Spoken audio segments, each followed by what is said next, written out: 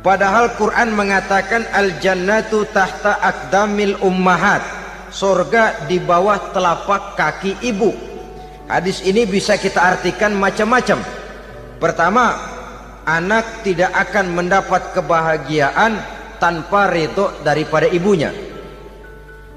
Kedua, ibu adalah wanita agung yang harus ditaati. Ketiga, neraka atau surga anak bergantung kepada ibu, bagaimana dia mewarnai anak.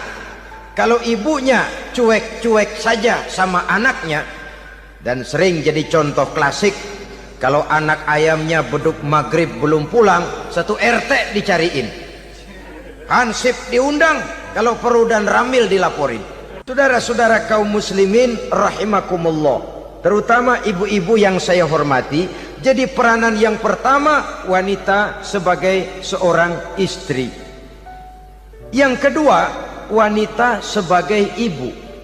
Ini juga sangat besar pengaruhnya dalam membentuk generasi masa yang akan datang. Bapak, oleh karena kesibukan tugasnya, tentu lebih banyak di luar rumah. Yang nyaris 24 jam di rumah itu ibu. Bagaimana dia merawat anaknya, bagaimana dia menaruh perhatian terhadap anaknya, bagaimana ia melimpahkan kasih sayang kepada anak-anaknya, akan membentuk kepribadian anak dan artinya membentuk generasi yang akan datang. Kalau seorang ibu sudah cuek-cuek saja kepada anaknya, padahal Quran mengatakan al-jannatu tahta aqdamil ummahat, surga di bawah telapak kaki ibu. Hadis ini bisa kita artikan macam-macam.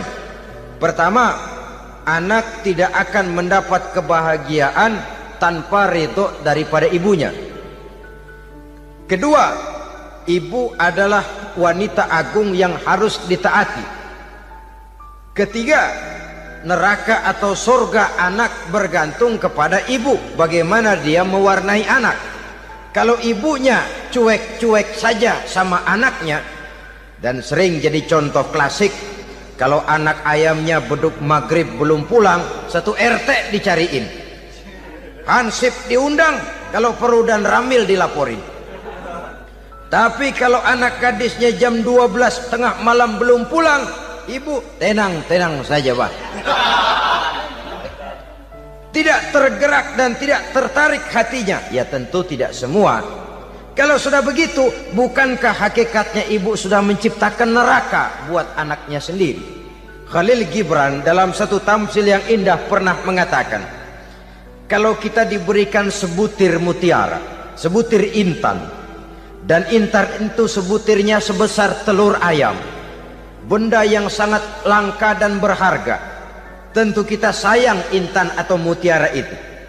Kita jaga baik-baik, kita simpan dalam kotak, kotaknya kita kunci, kotak itu kita simpan di dalam lemari, lemarinya kita kunci lagi, lemarinya ada di dalam kamar, kamarnya pakai pintu, pintunya kita kunci lagi, kamar itu ada dalam rumah, rumahnya pakai pintu, dikunci lagi, kemudian rumahnya pakai pintu gerbang besar, gerbangnya juga digembok lagi.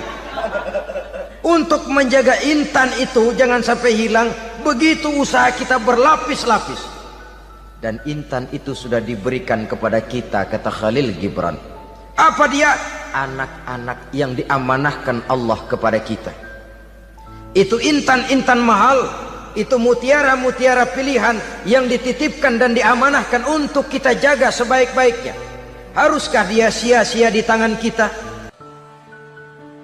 Assalamualaikum warahmatullahi wabarakatuh. Ala alihi wa sahbihi ajma'in, amma ba'du.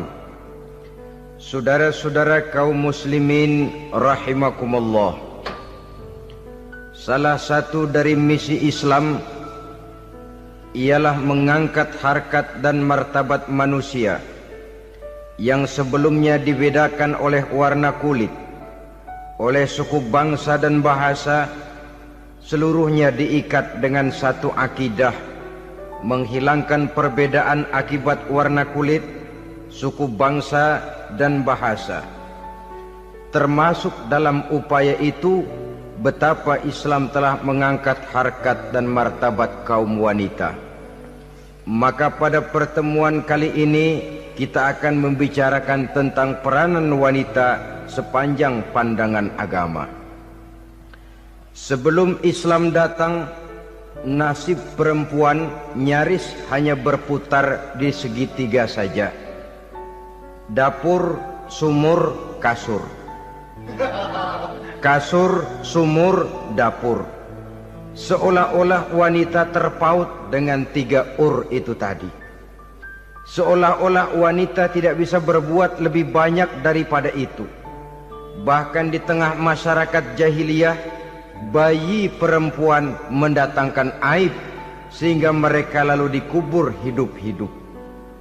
Maka datang Islam dengan tegas mencanangkan satu revolusi yang mengangkat harkat dan martabat kaum wanita. Nabi bersabda, "An-nisa'u imadul bilad. Iza saluhat saluhal bilad, wa iza fasadat fasadal bilad." Wanita adalah tiang negara. Jikalau baik wanita, baiklah negara. Jikalau rusak wanita, hancurlah negara. Dalam berbagai ayat Al-Quranul Karim menjelaskan tentang wanita dan peranannya. Al-Quran bercerita tentang Siti Hawa. Al-Quran bercerita tentang anak perempuan Nabi Adam, Iklimah dan Labuda, yang menyebabkan Habil dan Qabil saling berbunuh-bunuhan. Al-Quran menceritakan bagaimana ibunya Nabi Musa mendapat wahyu untuk menghanyutkan anaknya di hilir sungai Nil. Al-Quran bercerita tentang Siti Maryam, ibu daripada Nabi Isa. Al-Quran bercerita tentang 2 putri Nabi Yusuf, yang akhirnya salah satunya menjadi istri daripada Nabi Musa. Pun Al-Quran bercerita tentang Ratu Balkis, seorang wanita yang menjadi penguasa di negeri Sabah, yang demikian besar pengaruhnya dan wawasannya. Dan banyak lagi Al-Quran menceritakan keadaan kaum wanita, sampai-sampai dalam Al-Quran ada satu surah yang dinamakan surah An-Nisa. Ini seluruhnya berarti bahwa Al-Quran telah menempatkan kaum wanita dalam satu posisi yang mulia dan terpuji. Al-Quran memberikan emansipasi, bahwa wanita berhak mengejar kemajuan sebagaimana halnya kaum laki-laki. Tetapi sungguh pun demikian, Al-Quran tetap memberikan batasan-batasan sepanjang emansipasi itu tidak bertentangan dengan kodrat kewanitaan itu sendiri.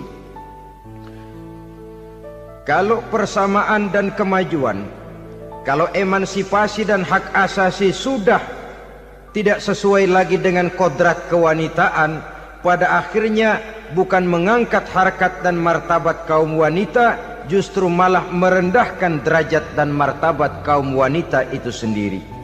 Seperti sebagian besar wanita ini, mereka berteriak menuntut tentang persamaan hak, tapi mereka melupa apa batasan daripada persamaan hak itu sendiri. Sesungguhnya Islam dengan segala konsepsinya yang mengangkat martabat kaum wanita itu memberikan keleluasaan kepada kaum wanita untuk maju bersama laki-laki sepanjang tidak menginjak-injak kodrat kewanitaan itu sendiri. Kalau sudah sampai kepada menginjak kodrat kewanitaan, maka akan merendahkan martabat kaum wanita. Sebab apa? Secara fisik dan psikis, agaknya memang laki-laki sudah ditakdirkan oleh Allah untuk menjadi pembimbing bagi kaum wanita. Walaupun tidak tertutup kemungkinan wanita tampil sebagai pemimpin, tetapi dari segi fisik biologis misalnya, laki-laki itu diciptakan kekar, kuat untuk memikul dan melaksanakan tugas-tugas yang berat.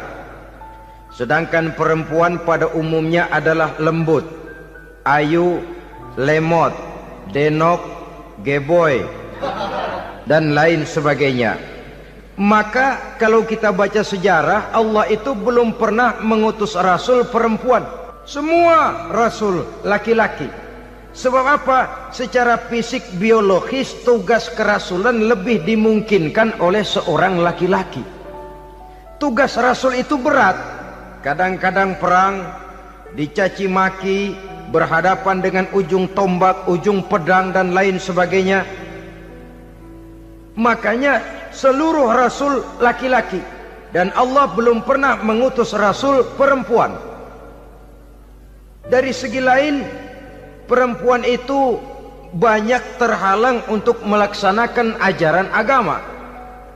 Misalnya 1 minggu dalam sebulan perempuan itu terkena cuti khusus, mengalami masa menstruasi, tidak sholat, tidak puasa, tidak melaksanakan ajaran agama yang tidak dibolehkan pada saat menstruasi itu.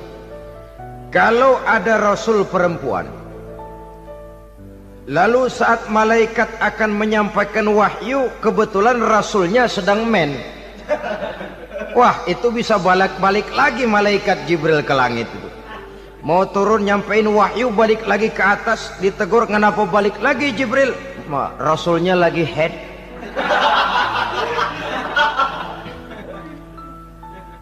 Atau pada saat agama dalam bahaya, agama dalam hinaan, agama dalam ancaman, rasulnya perempuan kebetulan sedang hamil besar.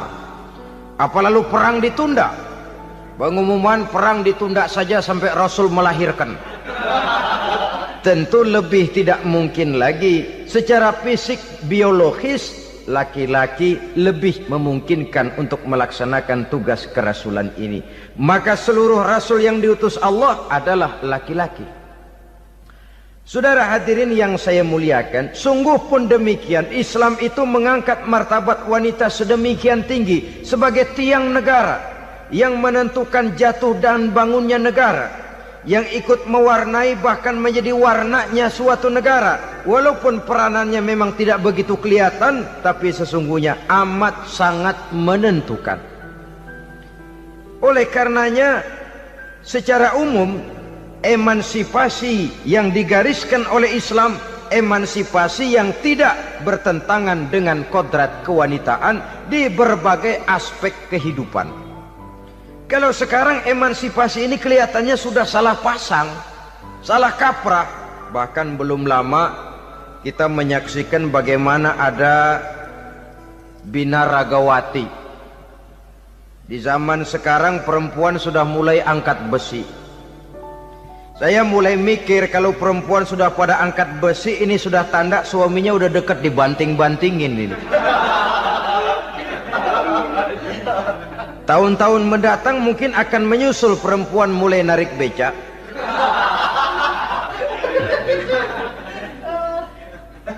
Nampaknya kan sudah tidak lagi mengindahkan kodratnya sebagai wanita. Ada olahraga yang hanya pantas dikerjakan oleh laki-laki.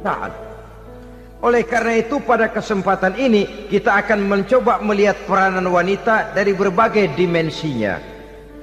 Yang pertama, peranan wanita sebagai istri.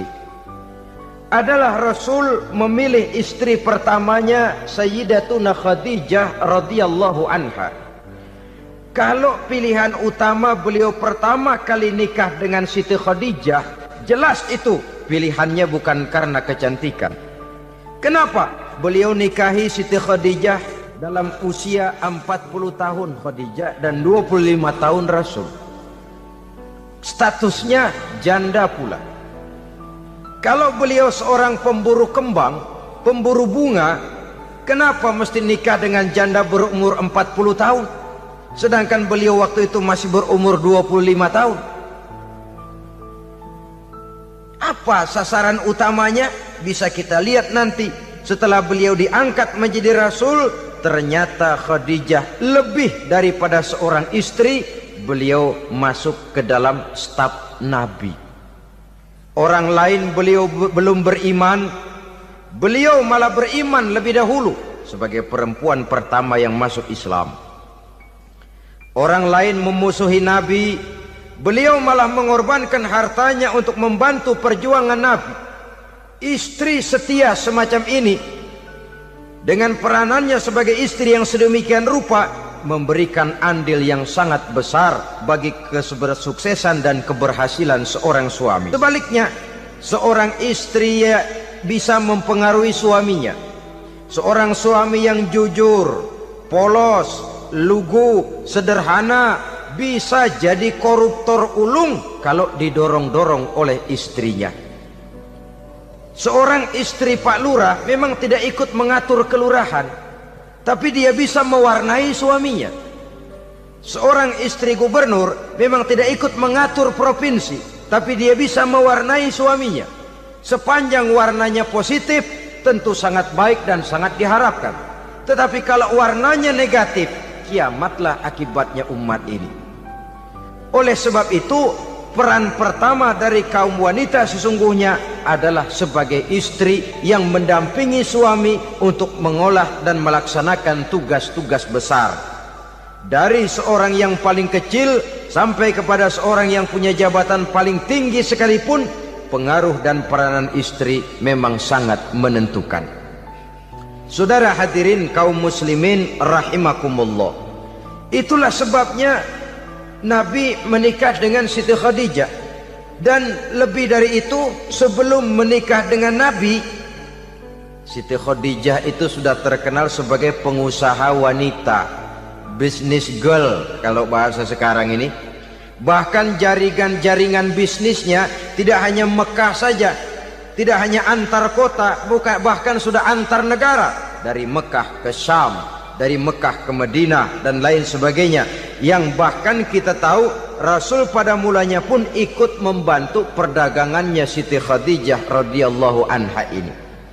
Jadi kalau bercermin dari karier Siti Khadijah, boleh saja wanita bergerak di bidang bisnis, asal memang profesi, bukan karena dengan senjata dan modal kecantikan lalu membujuk dan meraih orang sampai telap sehingga bisnisnya berjalan lancar dengan jalan menjual kecantikannya. Tidak, bergerak di bidang bisnis yang memang profesinya di situ. Tidak ada salahnya. Bisa saja perempuan menjadi bisnis girl seperti yang dicontohkan oleh Siti Khadijah radhiyallahu anha ini. Sebab itu, kontes-kontesan yang hanya bertitik kepada rupa yang ayu saja, rupa yang cantik saja, sesungguhnya bukan hanya tidak bermanfaat, tapi saya pikir juga sangat tidak mendidik. Yang mengajar anak-anak remaja putri kita untuk berlomba-lomba hidup dalam kepalsuan. Alis mata palsu, hidung pesek dimancungin, palsu, operasi plastik. Alis matanya dikerik, bikin yang palsu. Tai lalat lagi bikin yang palsu. Gincu bibir dimerahin, palsu. Seluruhnya hidup dalam kepalsuan. Akan lebih baik kalau kita ini misalnya mengadakan kontes yang menitik beratkan kepada ketinggian IQ, kecerdasan, kemampuan, skill, keahlian dan kemampuan. Tidak hanya dititik beratkan kepada rupa yang ayu dan cantik semata-mata. Sebab di samping manfaatnya diragukan, juga sangat tidak mendidik buat generasi yang akan datang. Terutama ibu-ibu, peran utama wanita sesungguhnya adalah sebagai istri mendampingi suami dalam melaksanakan tugas-tugas besar. Satu hari, serombongan ibu-ibu pernah datang menghadap Rasul mengajukan satu resolusi. Protes kalau bahasa kita sekarang. Ya Rasul, ada apa bu? Kalau laki-laki sih enak. Enak bagaimana? Iya, kalau orang laki-laki sholat, perempuan sholat. Laki-laki puasa, perempuan puasa. Laki-laki pergi haji, perempuan pergi haji. Laki-laki menuntut ilmu, perempuan bisa menuntut ilmu. Tapi kalau laki-laki pergi jihad, perang membela agama, kami perempuan tidak bisa ikut jihad perang di medan pertempuran. Padahal pahala jihad sangat besar dan kami ingin mendapat pahala jihad. Tidak adil kalau begini ya Rasul, izinkan kami pergi jihad. Ini perempuan di zaman Rasul, kalau ada kebaikan tidak bisa ikut, rasanya rugi bukan main, lalu protes. Apa jawab Rasul? Beliau senyum. Ibu-ibu jangan khawatir, walaupun ibu-ibu tidak maju ke medan perang, ada ibadah yang pahalanya sama dengan pahala jihad itu. Apa ya Rasul? Beliau menjawab, jihadukunna fi baitikunna. Jihadnya ibu-ibu, jihadnya kaum wanita adalah di rumah tangganya sebagai istri. Memasak makanan suaminya, mencuci pakaian istrinya, mengasuh, merawat dan membesarkan anak-anaknya, itu seluruhnya bagian daripada ibadah yang pahalanya tidak kurang dengan pahala jihad. Kenapa? Al-Quran itu memberikan sesuatu sesuai dengan kedudukannya. Kalau perempuan pergi perang jihad membela agama, musuhnya laki semua, kayak apa perangnya? Itu musuhnya bisa nggak mau pakai pedang, perangnya udah gulat aja udah. Sehingga Rasul lalu memberikan satu jalan keluar yang membuat wanita-wanita itu lega. Jihadukunna fi baitikunna. Ibu-ibu sih tidak usah khawatir, jihad ibu adalah di rumah tangga ibu-ibu semua. Sejak bangun tidur sampai tidur kembali, nyaris kaum ibu itu 24 jam pekerjaannya. Sebagai istri, dia melaksanakan jihad di rumah tangganya. Peranan wanita yang pertama adalah sebagai istri, yang walaupun tidak kelihatan dan menonjol seperti halnya laki-laki, tapi sangat mewarnai, bahkan menjadi warna dari tugas apapun yang dihadapi oleh suaminya. Dulu ada seorang orator, kalau pidato hebat bukan main. Kalau dia bernada gembira, semua orang senyum. Kalau dia bercerita tentang sesuatu yang sedih, satu masjid orang nangis. Orang tanya kepadanya, Pak, bisa pidato begitu hebat, siapa yang bikin? Ya saya sendiri. Istrinya dari belakang bilang, tidak, yang bikin pidatonya hebat saya. Kata suaminya, mana bisa, saya, kata istrinya. Kalau saudara tidak percaya, tunggu Jumat depan, dia khutbah Jumat, saya akan bikin khutbahnya tidak hebat, kata istrinya. Sudah hari Rebo, siap-siap mau bikin konsep khutbah, baru mau nulis, datang istrinya, Bang, tolong pegangin anak, saya mau ke warung. Mau bikin konsep lagi, kata istrinya, Bang, tolong ini, tolong itu, tolong ini. Sampai mau berangkat khutbah Jumat, khutbah belum selesai dibikin. Begitu naik mimbar, kehabisan bahan. Sudah 10 menit masih ama bakdu. Ini yang dengar heran, ini orang kok bicaranya bisa cuma amat sama badu saja. Di situ kelihatan saudara-saudara betapa peran serta istri yang walaupun tidak kelihatan oleh pandangan mata yang zahir, tapi teramat sangat menentukan. Sekali lagi, tidak ada seorang suami bisa sukses jadi apapun dia tanpa peran serta istrinya di rumah. Tidak ada kemajuan yang bisa diperoleh kalau tidak karena peran serta istrinya di rumah. Tidak ada kesuksesan yang bisa diraih tanpa keikutsertaan daripada istrinya di rumah. Walaupun suaminya yang dikenal orang, suaminya yang dipuji orang, suaminya yang disanjung orang, bagian besar tetaplah saham dan andil daripada istrinya yang di rumah itu. Ini makna an-nisa imadul bilad. Wanita adalah tiang negara. Jikalau baik wanita, baik negara. Jikalau rusak wanita, hancur negara. Karena wanita, negeri Sabah menjadi terkenal, tentram, aman, wawasan politiknya luas. Seorang semacam Cleopatra bisa menaklukkan Julius Caesar. Dan begitu selanjutnya. Banyak cerita-cerita betapa wanita yang berperan di belakang layar ini bahkan bisa menggoyangkan negara. Bahkan yang paling dekat saja contoh dengan kita, Senator Gary Hart. Saudara masih dengar tentu itu. Betapa harus terpaksa mengundurkan diri dari pencalonan presiden Amerika karena kasusnya dengan Donna Rice itu, dengan hostess itu.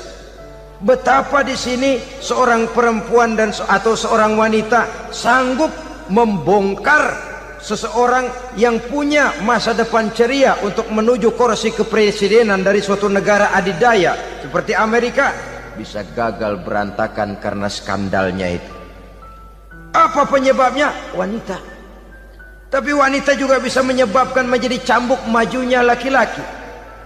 Wanita juga bisa menghancurkan dan mengubur laki-laki. Saudara hadirin yang saya muliakan, ia memang kelihatannya makhluk yang lemah, tapi di balik kelemahannya itu sesungguhnya dia bisa menelan laki-laki yang bagaimanapun besarnya. Saudara-saudara kaum muslimin rahimakumullah, terutama ibu-ibu yang saya hormati, jadi peranan yang pertama wanita sebagai seorang istri. Yang kedua, wanita sebagai ibu. Ini juga sangat besar pengaruhnya dalam membentuk generasi masa yang akan datang. Bapak, oleh karena kesibukan tugasnya, tentu lebih banyak di luar rumah. Yang nyaris 24 jam di rumah itu ibu. Bagaimana dia merawat anaknya, bagaimana dia menaruh perhatian terhadap anaknya, bagaimana ia melimpahkan kasih sayang kepada anak-anaknya, akan membentuk kepribadian anak dan artinya membentuk generasi yang akan datang. Kalau seorang ibu sudah cuek-cuek saja kepada anaknya, padahal Quran mengatakan al-jannatu tahta aqdamil ummahat, surga di bawah telapak kaki ibu. Hadis ini bisa kita artikan macam-macam. Pertama, anak tidak akan mendapat kebahagiaan tanpa ridho daripada ibunya. Kedua, ibu adalah wanita agung yang harus ditaati. Ketiga, neraka atau surga anak bergantung kepada ibu, bagaimana dia mewarnai anak. Kalau ibunya cuek-cuek saja sama anaknya, dan sering jadi contoh klasik, kalau anak ayamnya beduk maghrib belum pulang, satu RT dicariin, hansip diundang, kalau perlu dan ramil dilaporin. Tapi kalau anak gadisnya jam 12 tengah malam belum pulang, ibu tenang-tenang saja Pak, tidak tergerak dan tidak tertarik hatinya. Ya tentu tidak semua. Kalau sudah begitu, bukankah hakikatnya ibu sudah menciptakan neraka buat anaknya sendiri? Khalil Gibran dalam satu tamsil yang indah pernah mengatakan, kalau kita diberikan sebutir mutiara, sebutir intan, dan intan itu sebutirnya sebesar telur ayam, benda yang sangat langka dan berharga, tentu kita sayang intan atau mutiara itu. Kita jaga baik-baik, kita simpan dalam kotak, kotaknya kita kunci, kotak itu kita simpan di dalam lemari, lemarinya kita kunci lagi, lemarinya ada di dalam kamar, kamarnya pakai pintu, pintunya kita kunci lagi, kamar itu ada dalam rumah, rumahnya pakai pintu, dikunci lagi, kemudian rumahnya pakai pintu gerbang besar, gerbangnya juga digembok lagi. Untuk menjaga intan itu jangan sampai hilang, begitu usaha kita berlapis-lapis. Dan intan itu sudah diberikan kepada kita, kata Khalil Gibran. Apa dia? Anak-anak yang diamanahkan Allah kepada kita. Itu intan-intan mahal, itu mutiara-mutiara pilihan yang dititipkan dan diamanahkan untuk kita jaga sebaik-baiknya. Haruskah dia sia-sia di tangan kita? Haruskah dia merana jatuh di tangan ibu yang tidak punya tanggung jawab? Saudara hadirin yang saya muliakan, oleh karenanya peranan sebagai ibu ini sangat menentukan bagi pembentukan generasi yang akan datang. Salah ibu mengarahkan anak, akan lahir generasi mendatang yang tidak kita harapkan. Sehingga Nabi bersabda, kullu mauludin yuladu 'alal fitrah fa abawaihi yuhawwidanihi aw yunassiranihi aw yumajjisanihi. Setiap bayi dilahirkan dalam keadaan suci, setiap bayi dilahirkan dalam keadaan bersih, tidak punya dosa. Islam tidak mengenal dosa warisan. Semua saja bayi lahir dalam keadaan suci dan bersih. Kalau demikian lalu bagaimana? Kata Nabi, ibu bapaknya lah yang kelak akan menjadikan anak itu sebagai Yahudi, yang kelak menjadikan itu anak itu sebagai Nasrani, atau menjadikan anak itu sebagai Majusi. Ibu bapaknya yang mewarnai anak. Ibaratnya anak itu kertas putih, mau ditulis tinta hijau warnanya hijau, mau ditulis tinta merah warnanya merah, mau ditulis tinta hitam pun warnanya hitam. Oleh karena itu pembentukan anak yang soleh secara mental sesungguhnya sudah diwarnai oleh kebiasaan ibu bapak dalam pergaulan di rumah tangganya secara mental. Sehingga dengan demikian saudara-saudara, salah kaprah ibu dalam mengarahkan anak-anaknya akan melahirkan generasi penerus yang sungguh-sungguh tidak kita harapkan, dan pada gilirannya akan membahayakan perkembangan bangsa dan negara, membahayakan kita sebagai suatu umat. Apalagi sekarang ini masih banyak orang-orang muslim, orang-orang tua muslim yang kadang-kadang menyekolahkan anaknya di sekolah yang membahayakan akidahnya, mematikan imannya, menghancurkan tauhidnya. Pokoknya asal bonafid keluar sekolah ada jaminan lapangan kerja, perkara anak mau kafir mau murtad bukan urusan. Alangkah ironi dan sangat menyedihkan. Saudara-saudara yang saya hormati, jadi dari segi kaum wanita peranan ibu sangat besar. Dari segi anak, ketaatan kepada ibu, doa restu ibu akan membawa kepada kebahagiaan hidup. Doa ibu mustajabah, kutukan ibu manjur. Beberapa hikayat dan riwayat menjadi contoh dan tamsil buat kita betapa tidak ada satu kebahagiaan di dunia ini yang bisa ditegakkan tanpa doa restu daripada ibu. Pantas kalau dalam Al-Quran ada Ummul Kitab, ibunya atau induknya kitab. Tiap negara punya ibu kota, bapak kota tidak ada. Lalu lagi wawasan Nusantara disebut Ibu Pertiwi, Bapak Pertiwi kemana tahu. Saudara hadirin yang saya muliakan, lalu dalam peringatan hari-hari besar nasional ada yang namanya Hari Ibu. Hari bapak nggak pernah diperingati.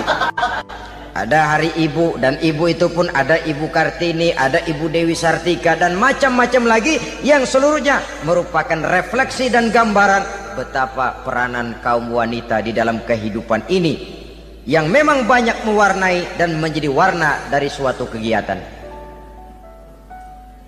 Saudara-saudara kaum muslimin rahimakumullah, apabila yang pertama tadi kita melihat peranan kaum wanita sebagai istri, betapa ia berpengaruh besar dalam ikut menunjang keberhasilan dan kesuksesan suaminya.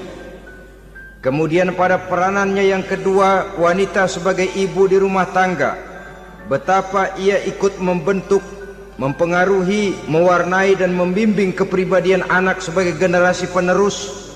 Maka pada peranan yang ketiga ini kita akan melihat wanita sebagai social agent, sebagai penggerak kegiatan sosial di berbagai bidang kehidupan. Apakah itu bernama majelis taklim, apakah itu bernama perkumpulan dan yayasan-yayasan kemanusiaan, organisasi-organisasi yang bergerak di bidang pendidikan, bahkan di zaman sekarang bukan hanya menjadi penggerak sosial, bahkan sudah banyak kaum wanita yang menggerakkan satu bangsa. Dunia mengenal Margaret Thatcher, dunia mengenal Indira Gandhi, dunia mengenal Bandara Naike, dunia mengenal Corazon Aquino, dunia mengenal Golda Meir dulu itu dari Israel.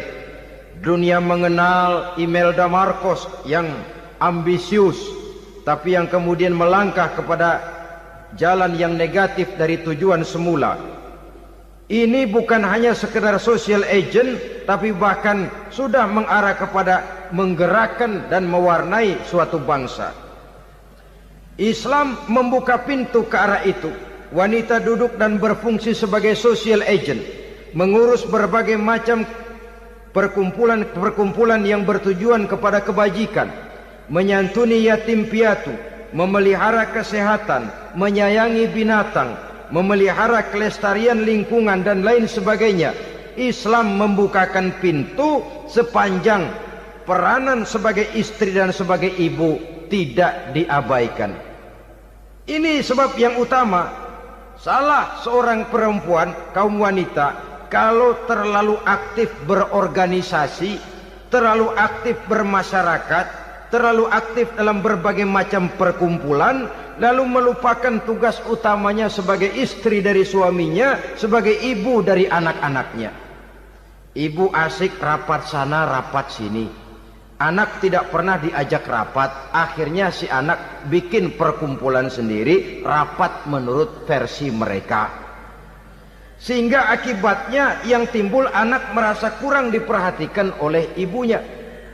Ngaji bagus, tapi kalau sepanjang hari ngaji saja, suami pulang mau makan tidak ada makanan, mau berganti pakaian belum lagi ditriska pakaiannya, tentu ini melupakan fungsi yang utama. Kegiatan sosial, kegiatan di organisasi adalah jadwal kegiatan setelah fungsi sebagai istri dari suami, sebagai ibu dari anak-anak dilaksanakan dengan sebaik-baiknya. Bukan tidak baik ngaji, kalau dari ngaji ke ngaji saja. Bangun tidur ngaji, jam 7 ngaji, berangkat jam 11, sholat zuhur berangkat ngaji lagi, pulang sore, malam ngaji lagi. Suami tidak terurus, anak-anak pun terbengkalai, rusaklah rumah tangga. Dan bukankah satu bangsa terdiri dari satu tatanan masyarakat, dan tatanan masyarakat yang paling kecil bernama keluarga? Keluarga merupakan unit dari masyarakat, unit yang terkecil, dan keluarga terdiri dari pribadi-pribadi yang merupakan bapak, ibu, dan anak-anak. Sehingga masyarakat bangsa yang baik terdiri dari masyarakat yang baik. Masyarakat yang baik tersusun dari keluarga-keluarga yang baik, dan keluarga yang baik akan muncul dari pribadi dan individu yang baik. Pribadi dan individu yang baik yang sadar mana kewajiban yang primer, mana kewajiban yang sekunder. Sebagai social agent, dia lalu mawas diri dengan tetap mempertimbangkan kodrat kewanitaannya itu tadi. Saya ikut prihatin kalau ada perempuan main sepak bola. Dan saya yakin betul kalau perempuan main sepak bola, yang nonton pasti bukan nonton bola. Ya mungkin bola juga, tapi bola yang mana? Itu wallahu a'lam. Ya dicari olahraga yang sesuai dengan kodrat kewanitaan begitu. Dicarilah olahraga yang sesuai dengan kodrat kewanitaan. Sepak bola sudah maju, ya belakangan saya katakan tadi muncul lagi wanita angkat besi. Belakangan bisa kita bayangkan wanita main tinju. Babak belur sudah kalau sudah begitu. Kemajuan dengan melupakan kodrat kewanitaan akan menyengsarakan kaum wanita itu sendiri. Silahkan maju menjadi social agent, menjadi penggerak di masyarakat. Para istri Rasul bisa kita jadikan satu figur.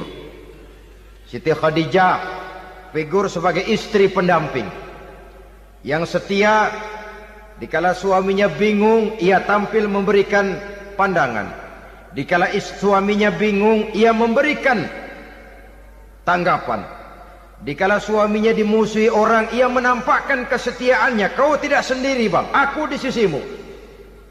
Dikala jiwanya gelisah ketika pertama kali menerima wahyu berhadapan dengan malaikat Jibril, Khadijah yang menghibur. Kalla ma yukhzikallahu abada. Tidak apa-apa bang, Allah tidak akan menyusahkan kau untuk selamanya. Tenang sajalah, tenang. Abang orang baik-baik, Allah tidak akan menyengsarakan abang. Peran sebagai istri. Dan Rasul mantap, sehingga bertahun setelah Khadijah wafat selalu terkenang dan dikenang oleh Rasul. Pernah satu saat beliau itu seperti orang melamun. Aisyah tanya, kok seperti ngelamun bang? Iya kata Rasul, saya seperti mendengar suara terompahnya Khadijah di surga. Padahal Khadijah sudah lama wafat. Aisyah mendengar itu rada sedikit manyun. Kata Aisyah, bang cukup sekali ini saja, jangan sebut-sebut lagi nama itu ya. Cemburu rupanya. Ya soal cemburu sih nggak bini Nabi, nggak bini kita, namanya cemburu. Perempuan mesti ada. Apa jawab Rasul? Ya Humairah, Aisyah, haruskah saya melupakan seseorang yang dikala orang lain memusuhi saya, dia mati-matian membela saya. Dikala orang lain mau membunuh saya, dikorbankan hartanya untuk membantu perjuangan saya.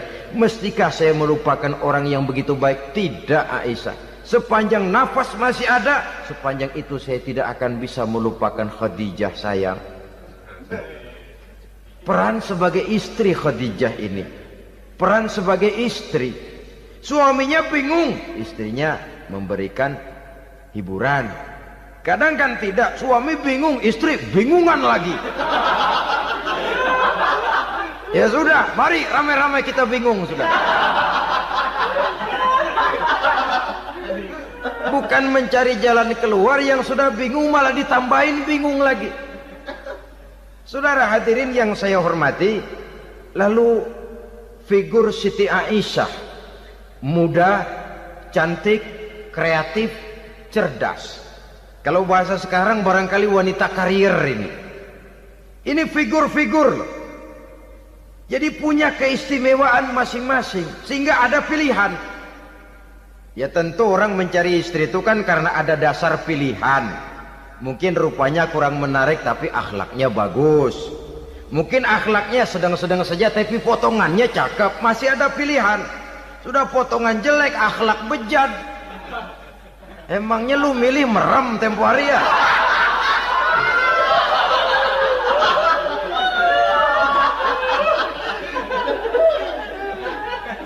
Sudah nggak ada pilihan apa-apa. Lalu ada istri yang punya keistimewaan karena sifatnya yang sabar. Ada yang wataknya itu pemurah. Ada yang sifatnya itu belas kasih. Pendeknya dari istri-istri Rasul kita bisa menemukan figur-figur wanita teladan. Sehingga keliru kalau kaum orientalis barat mengatakan Rasulullah itu katanya sesungguhnya adalah seorang seks mania, istrinya banyak. Oh ini memang bajingan ini orientalis ini. Kalau Rasulullah itu seorang seks mania, tentu yang dinikahinya itu pertama jelas gadis semua, yang kedua tentu cantik-cantik semua. Dari istri-istri beliau yang dikawininya dalam keadaan gadis cuma Siti Aisyah. Selebihnya janda. Apa pertimbangannya? Menyantuni yatim-yatimnya, mengayomi janda-janda yang ditinggal suaminya gugur di medan perang, untuk memperkuat keimanannya. Itu pilihan utama Rasul. Kita sekarang ini ya ngakunya sih ikut sunnah Rasul, cuma sunnahnya urusan kawin melulu. Ada duit sedikit, kawin maning, kawin maning. Ditanya orang kenapa kawin melulu sih mas, sunnah Rasul. Bukan main. Kalau sudah urusan kawin pahlawan betul sunnah Rasul. Padahal kawin lagi dalam Islam itu sungguh pun boleh, tapi tidak diperintah. Tidak diperintah, memang cuma boleh. Itu kalau dalam pesawat itu cuma semacam emergency exit loh ya. Yang tidak boleh sembarang waktu bisa dibuka. Kalau memang sanggup berlaku adil, tafadhol. Kalau tidak, satu juga nggak habis. Lagian saya kira perempuan itu kan cuma perbedaan rupa saja, perbedaan selera saja. Seperti singkong dengan sate, bedanya kan cuma di tenggorokan. Kalau sudah masuk ke perut, kenyangnya kan sama. Perempuan cuma berbeda dalam selera, rasanya barangkali ya, barangkali.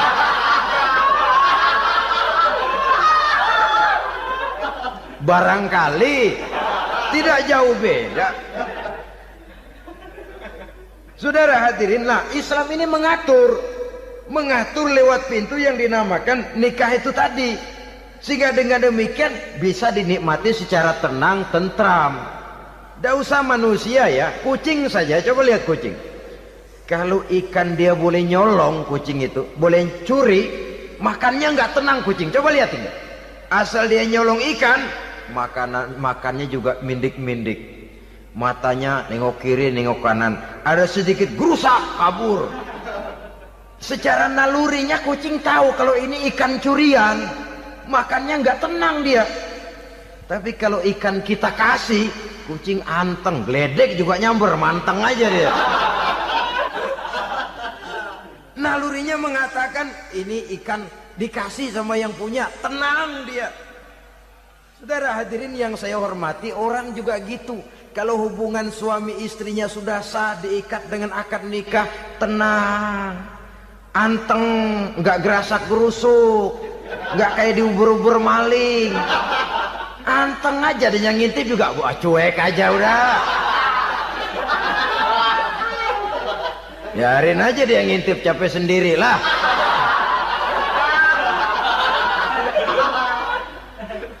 Tapi kalau nyuri-nyuri, coba lihat dah.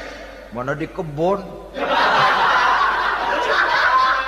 banyak nyamuk, hansip mukul tiang listrik, dia yang bingung.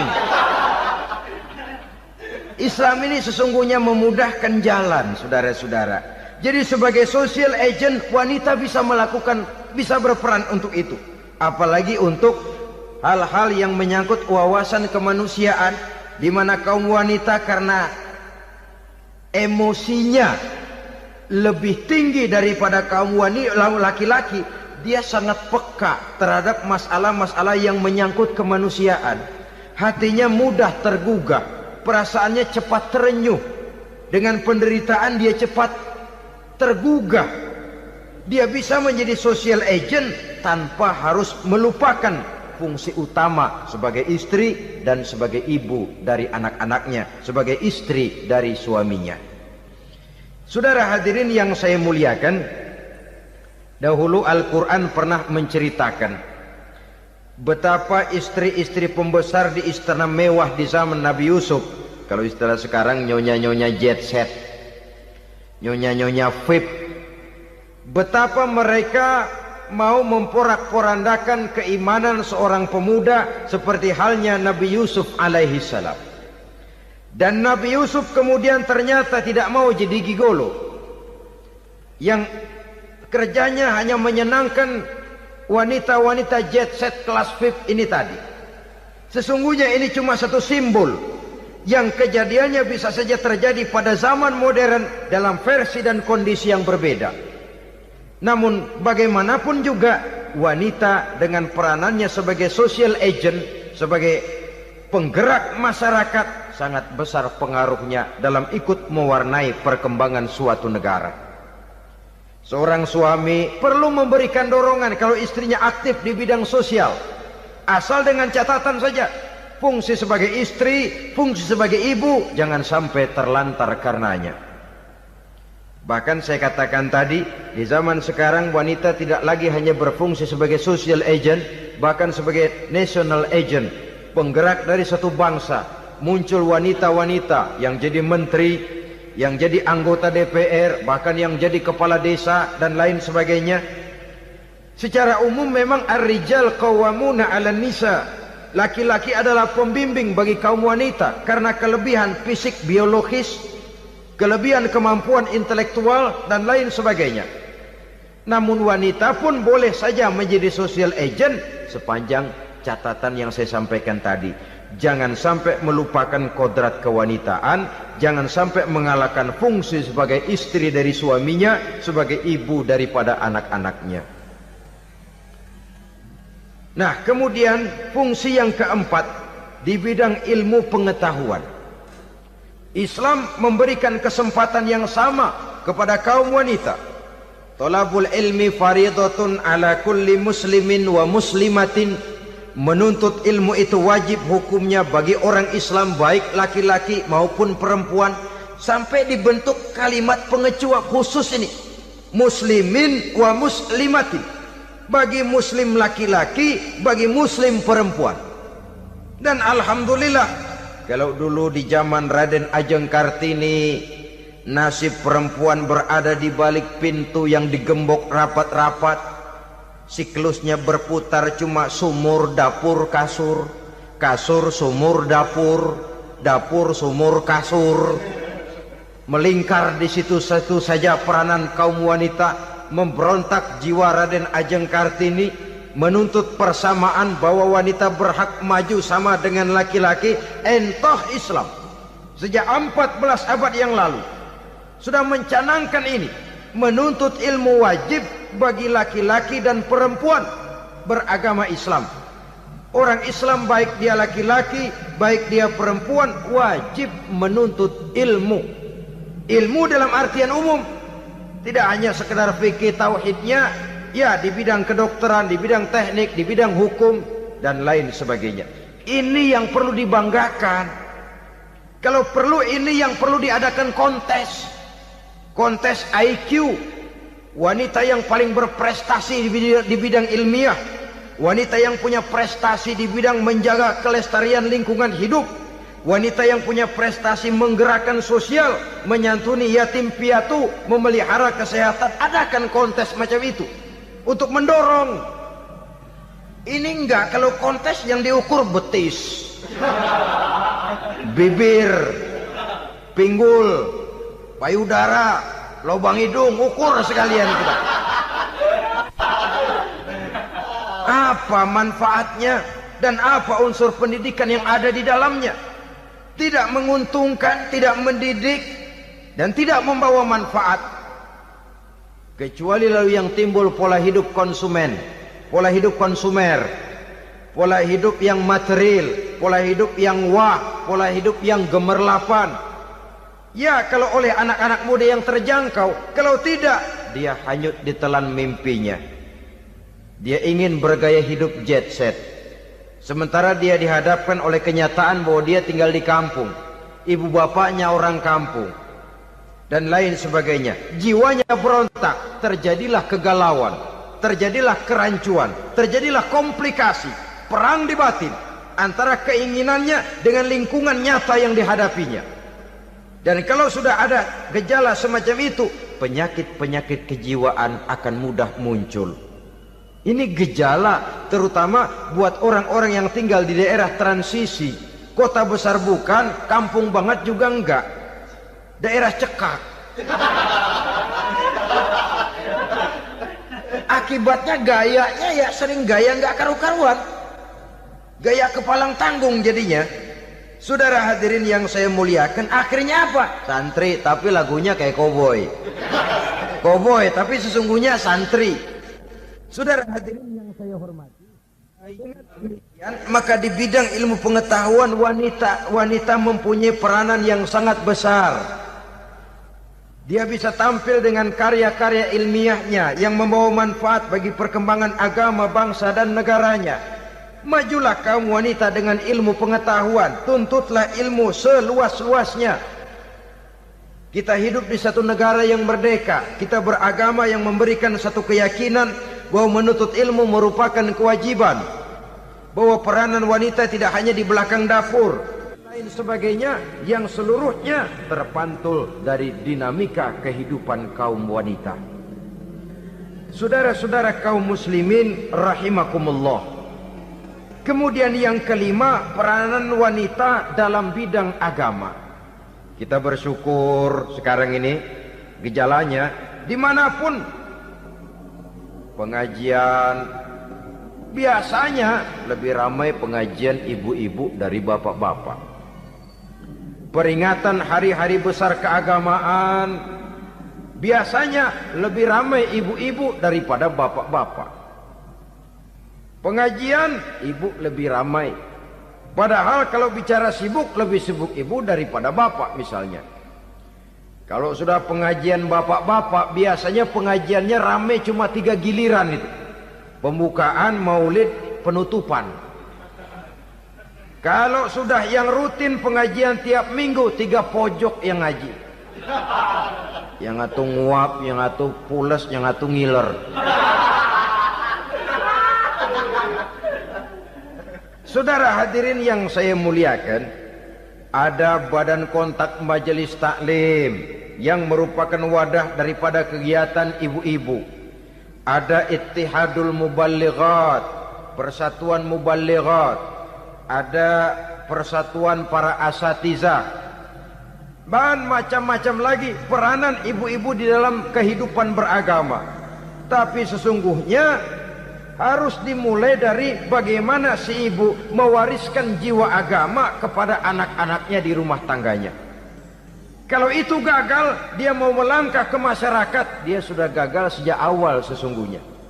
Keberhasilannya dia menata masyarakat akan mengakibatkan dia nanti bernasib seperti Nabi Nuh. Berhasil mengajak beberapa orang kafir mengikuti ajarannya, tapi gagal mengislamkan putranya sendiri Kan'an. Bukan tidak berusaha, tapi memang Allah sudah menghendakinya sedemikian untuk menjadi contoh buat kita semua. Yang penting orang tua berusaha dan berikhtiar. Kalau sudah berusaha dan berikhtiar, anak ternyata memang sulit diurus, barangkali memang fotokopinya Kan'an tuh anak. Ya orang tua kalau sudah berusaha, ya tawakallah. Jangan belum berusaha lalu berkata, jangan anak kita, anak Nabi aja ada yang bengal. Ngajar tidak mau, mengajar anak tidak mau, mendidik anak tidak mau, lalu mencontoh Nabi, salah kaprah namanya. Kaum wanita bisa berperan di dalam agama. Ketika Rasul hijrah, itu kan beliau tidak langsung ke Madinah.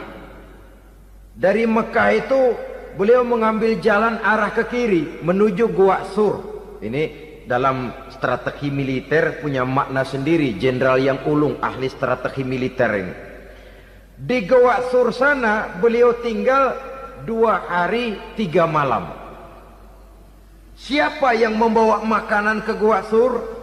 Siapa yang menjadi kurir untuk mengintai kegiatan-kegiatan Quraisy setelah Nabi berangkat hijrah?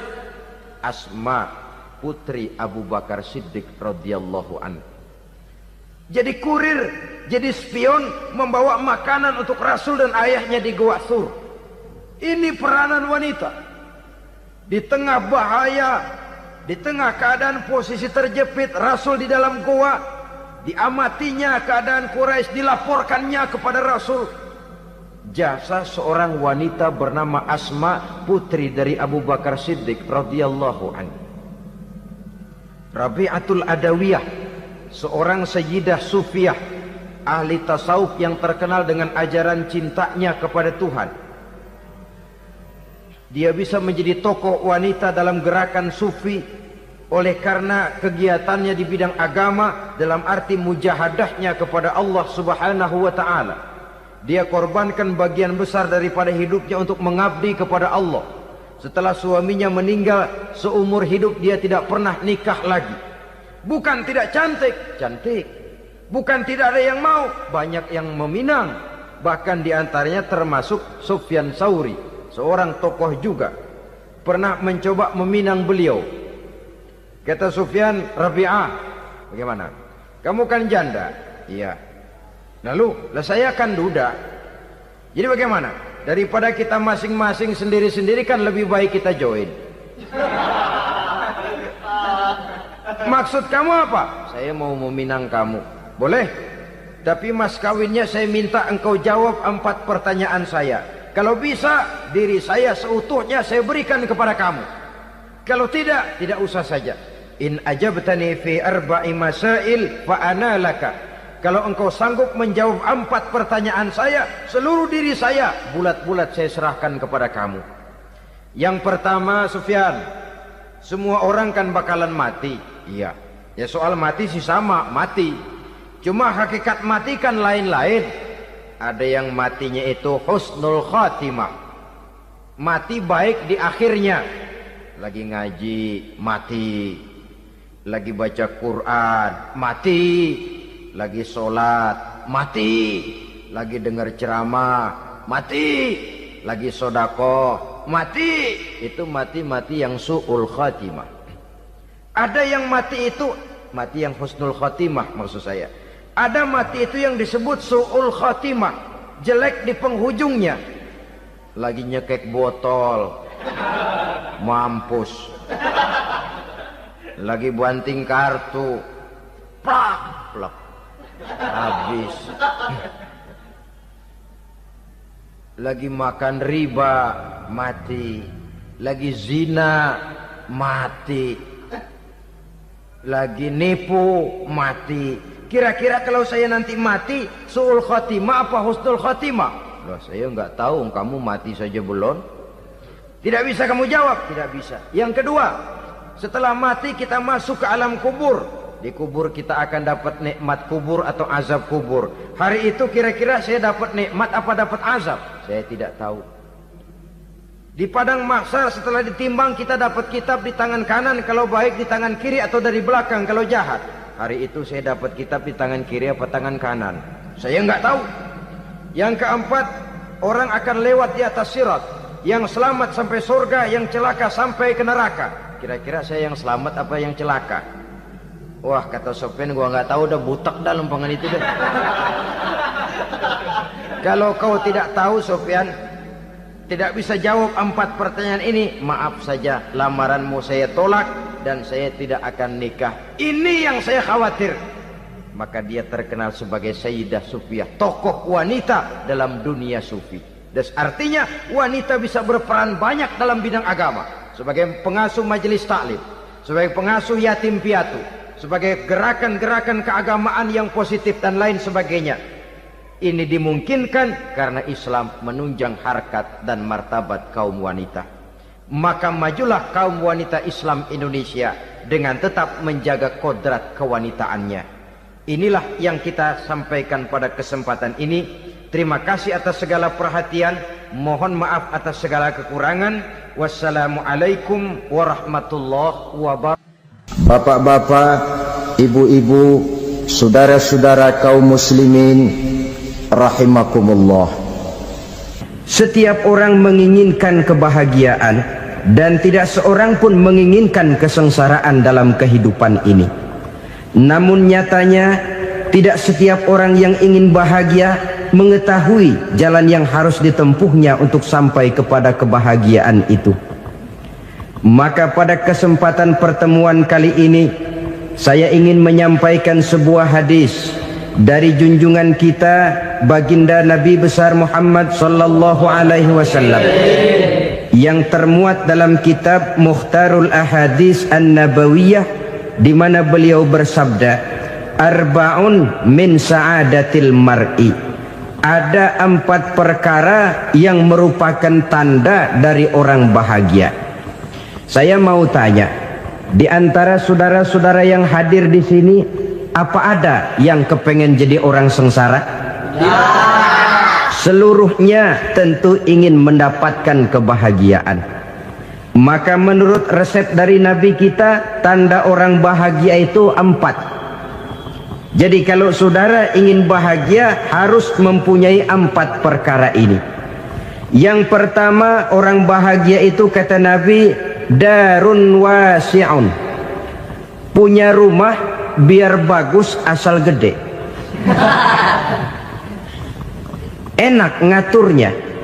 Daripada sudah punya rumah kecil, adanya di pinggir kali, gubuk, kalau hujan bocor, miring lagi, kiamat. Loh, kalau gitu Islam materialis dong. Hadis ini boleh diartikan dengan makna hakiki, arti yang sebenarnya. Boleh diartikan dengan makna majazi, arti kiasan. Kalau dia diartikan dengan arti kias, maka yang dimaksud darun wasi'un ay qalbun wasi'un. Rumah yang luas tidak lain daripada hati yang lapang. Karena di situ kunci kebahagiaan yang sebenarnya. Walaupun kita cuma tinggal di petak berukuran 2 kali 3 meter, kalau hati kita luas-luas rasanya rumah itu.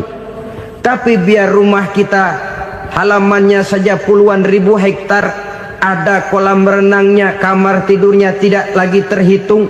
Kalau hati yang menempati rumah itu sempit, maka akan terasa sempit jugalah rumah itu. Tempat bergantungnya tidak lain adalah hati.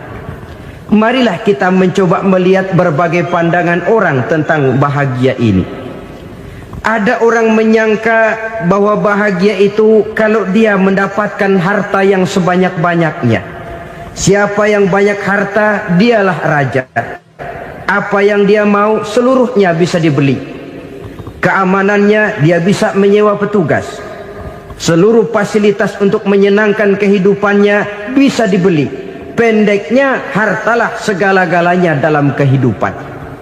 Sampai ada pepatah mengatakan, innad darahima fil amakini kulliha taksur rijala mahabatan wa jalala. Sesungguhnya harta, dinar, dirham, uang di mana-mana selalu bikin hebat orang yang memilikinya. Coba lihat, orang yang punya duit sama yang enggak punya duit, jangan gaya hidupnya, gaya jalannya aja lain. Wahia lisanun liman arada fasahatan, wahia silahun liman arada qitala. Uang adalah senjata yang paling ampuh bagi orang yang mau pergi perang, dan lidah yang paling fasih bagi orang yang mau bicara. Kalau bicara dengan lidah macet, cobalah bicara dengan harta, lancar. Sampai ada pepatah demikian, segalanya bisa diatur dengan harta. Maka di kalangan orang yang berpandangan semacam itu, seluruh kegiatan hidupnya hanya terfokus kepada bagaimana mengumpulkan harta yang sebanyak-banyaknya. Tidak peduli halal haram, tidak kenal sore pagi siang dan malam, tidak sempat sujud, jauh dari agama, jauh dari kehidupan yang bersifat ruhaniyah, jauh dari Allah dan sebagainya. Sampai dalam Al-Quran dikelompokkan dalam kelompok yang dinamakan lumazah. Allazi jama'a malahu wa'addadah yahsabu anna malahu akhladah. Mereka mengumpul-ngumpulkan harta sebanyak-banyaknya dan menyangka bahwa harta yang banyak itu dapat mengekalkan hidupnya, mengekalkan kekayaannya, mengekalkan kebahagiaannya. Saudara hadirin yang berbahagia, kalau pandangan hidup ini benar, artinya kalau harta memang merupakan satu-satunya hal yang dapat membuat orang bahagia, tentu di rumah mewah tidak akan pernah ada tangis derita. Tentu di satu tempat di mana fasilitas hidup serba menunjang tidak ada yang namanya penderitaan. Tapi suka dan duka, sedih dan gembira, senyum dan tawa adalah milik setiap orang, baik dia punya harta maupun dia tidak punya harta. Nyatalah bahwa harta semata-mata bukan merupakan jaminan bahwa orang akan bahagia. Walaupun tanpa harta orang sulit untuk bahagia.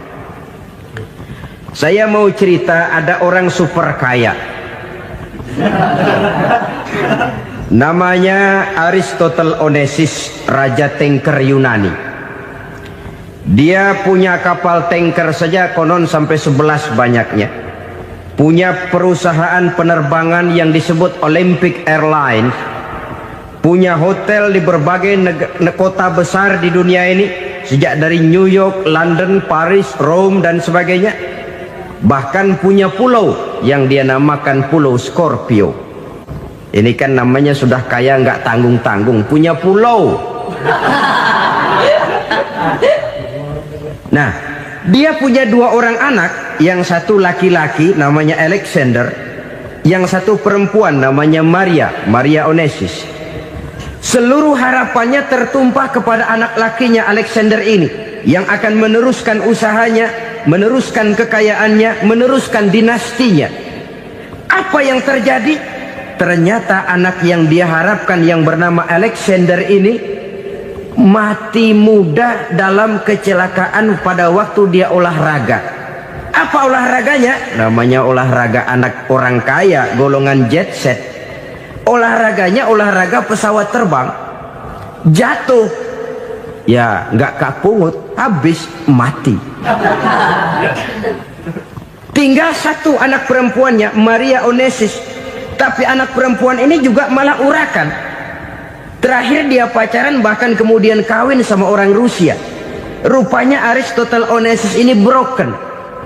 Kekayaannya yang berlimpah ruah, perusahaannya yang begitu banyak, siapa yang akan meneruskan? Siapa yang akan menggantikan? Sampai kemudian dia mengurung diri di Pulau Scorpio, dan mati di sana secara mengenaskan. Seorang multi jutawan, seorang yang super kaya, mati menyendiri di pulau sepi. Ibarat kata pepatah, anak ayam mati di lumbung. Bukan kekurangan makanan, keurugan makanan. Begitu kehidupan Aristotle Onassis. Dan banyak orang-orang yang sudah demikian kaya sampai dibingungkan oleh kekayaannya sendiri. Telusurilah kehidupan David Rockefeller misalnya, Henry Ford misalnya, Adnan Khashoggi misalnya. Multi jutawan yang kadang-kadang dibuat keder oleh kekayaannya sendiri. Pantas ketika Imam Ali ditawarkan orang, "Ya Ali, kalau kepadamu disuruh pilih ilmu atau harta, kau pilih mana?" Ya jelas pilih ilmu dong. Kenapa? Pertama, ilmu kalau kita berikan kepada orang lain tambah.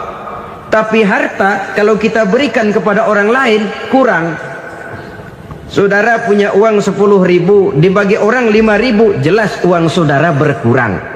Tapi saudara punya ilmu diberikan kepada orang lain bisa, saudara pun makin mantep. Tidak lantas jadi bodoh karena ngajarin orang. Saudara bisa Fatihah lalu mengajarkan orang Fatihah. Orang bisa, saudara pun makin hafal. Tidak lantas setelah diajarin orang ilmunya hilang. Begitu datang dia minta orang, "Tolong ajarin saya Fatihah." Udah habis, nggak ada.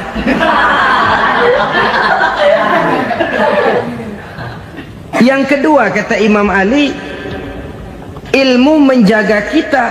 Kalau harta kita yang harus jaga. Makin banyak ilmu makin terpelihara diri seharusnya. Tetapi makin banyak harta makin bingung kita jaganya. Sampai kadang-kadang kalau perlu seluruh keliling rumah dipasangi alarm. Belum cukup disewakan anjing besar-besar, pasang di depan pintu, awas anjing galak. Masih belum cukup juga cari centeng tukang-tukang kepruk jaga rumah. Masih terasa belum aman padahal rumahnya dikelilingi tembok besar. Di balik tembok ada pintu-pintunya tebal. Di balik pintu itu terbuka masuk kamar, kamar pun ada pintunya, pintunya pun kuat. Masuk ke dalam kamar ada lemari, lemarinya pun pintunya kuat, dikunci, kuncinya pun kuat. Tapi terhadap seluruhnya yang timbul cuma sekedar was-was saja. Kesimpulannya sekali lagi, tanpa harta orang memang sulit untuk bahagia. Tapi harta semata-mata tidak merupakan jaminan orang akan bahagia. Dengan hati yang luas, itu modal utama untuk mencapai kebahagiaan hidup. Orang yang hatinya luas, saudara-saudara, punya hati yang lapang, melihat kenyataan hidup ini, dia bersyukur senantiasa kepada Allah. Lantas tidak timbul hasud dan iri hatinya. Oleh karena itu, jiwanya selalu lapang. Kalau tidak, cupik hati namanya. Dangkal pandangan, tidak senang melihat orang lain dapat nikmat, dan itu sering dijadikan contoh. Kalau orang yang lapang dada, dia lihat tetangganya beli TV baru, dia berkata, "Alhamdulillah ya, tetangga kita beli TV, mudah-mudahan kita bisa ikut nonton." Lapang dadanya. Tapi orang yang sempit hati, lihat tetangga beli televisi, meriang. Enggak dia apa-apain, meriang. Besoknya dengar tetangga beli motor, makin sakit, ke rumah sakit. Lalu di rumah sakit dengar tetangganya beli mobil, mati. Disiksa oleh perasaannya sendiri. Orang kalau hati sudah sempit dalam hidup, kemanapun dia pergi, sempit rasanya medan kehidupannya. Kemudian kita melihat juga ada orang yang menilai bahwa bahagia itu katanya kalau punya kedudukan yang tinggi, pangkat yang agung, wibawa yang besar. Mungkin betul, tapi mungkin juga tidak. Bergantung kepada hati orang yang punya pangkat itu. Sama dengan harta tadi. Harta akan membawa bahagia kalau dia jatuh ke tangan orang yang berhati lapang. Tapi harta akan jadi bencana kalau jatuh ke tangan hati orang yang sempit. pangkat akan membawa bahaya kalau jatuh di tangan hati orang yang sempit. Lebih dari itu, kenyataan mengajarkan kepada kita bahwa ternyata pangkat dan jabatan tidak selamanya memberikan kebahagiaan dalam kehidupan. Bahkan resikonya kelewat besar. Beberapa bukti kita bisa ambil dari para pemimpin dunia yang menjadi korban lantaran pangkat dan jabatan yang disandangnya. Saudara ingat Presiden Abraham Lincoln dan John Kennedy dari Amerika? Dibunuh orang. Park Chung-hee dari Korea Selatan, Ziaur Rahman dari Bangladesh, Anwar Sadat dari Mesir, terakhir Indira Gandhi dari India, menjadi korban dari pangkat dan jabatan yang disandangnya dari orang-orang yang tidak senang dia memegang jabatan itu. Dia akan mudah mengundang bencana, sehingga pantas kalau seorang presiden terkemuka Amerika, Harry Truman namanya, dia mengatakan jabatan presiden itu, kata dia, seperti orang nunggang macan, naik macan, harus kita taiki, kalau enggak dia bakal nerekam kita, ngeri katanya. Adapun orang yang hatinya lapang, kalau dia menerima pangkat dan jabatan, dianggapnya itu satu kesempatan untuk berbuat baik. Tapi orang yang berhati sempit, menerima pangkat dan jabatan, bukan kadang-kadang menerima, malah berusaha setengah mati mencapai dengan segala cara. Kalau perlu jilat atas, jilat atas. Jadi golongan sumuhun dawu. Jadi kelompok kulon nuwun, yes sir, yang kerjanya cuma oke bos. Kalau perlu jilat atas, jilat atas. Kalau perlu injak yang bawah, injak yang bawah. Perlu sikut kiri kanan, sikut kiri kanan. Yang penting pangkat dapat, jabatan dapat.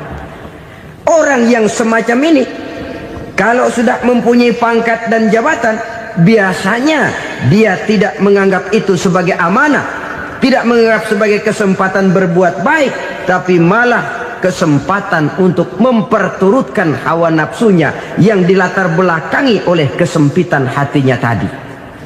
Apalagi kalau orang memperoleh pangkat karena banyak mengeluarkan uang, seakan-akan pangkat dan jabatan itu sekarang macam proyek pakai tender.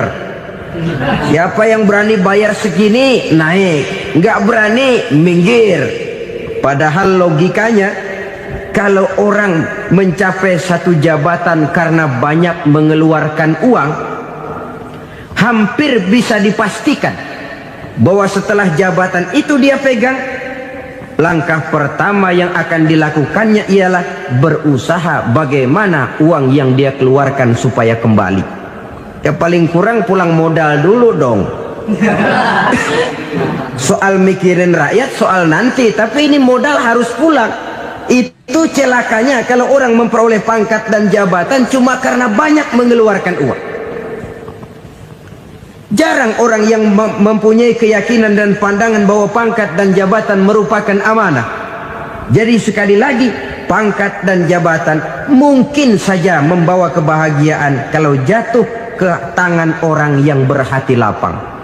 Tapi bisa jadi bencana kalau dia jatuh ke tangan orang yang mempunyai hati yang sempit. Dan lagi-lagi stresnya hati yang lapang. Lalu sebagian orang, saudara, ada yang berpandangan katanya bahagia itu kalau jadi orang terkenal, mempunyai popularitas, menjadi idola di kalangan remaja, di kalangan orang tua, di segala lapisan masyarakat. Padahal makin populer orang, makin terikat dia. Ya kalau macam kita ini kan nggak punya nama, nggak populer, tengah malam buta mau nongkrong di warung Tegal aman. Tapi pangkat, jabatan, kedudukan, popularitas menyebabkan kita diikat dengan berbagai macam peraturan. Cuma mandi sama ke WC saja yang nggak dikawal.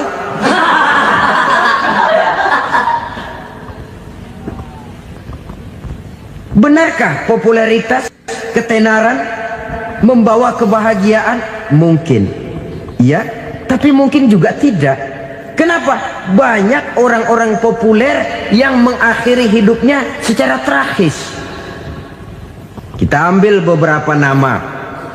Di Amerika tahun 60-an ada bintang seksi paling terkenal yang dijuluki seks bom.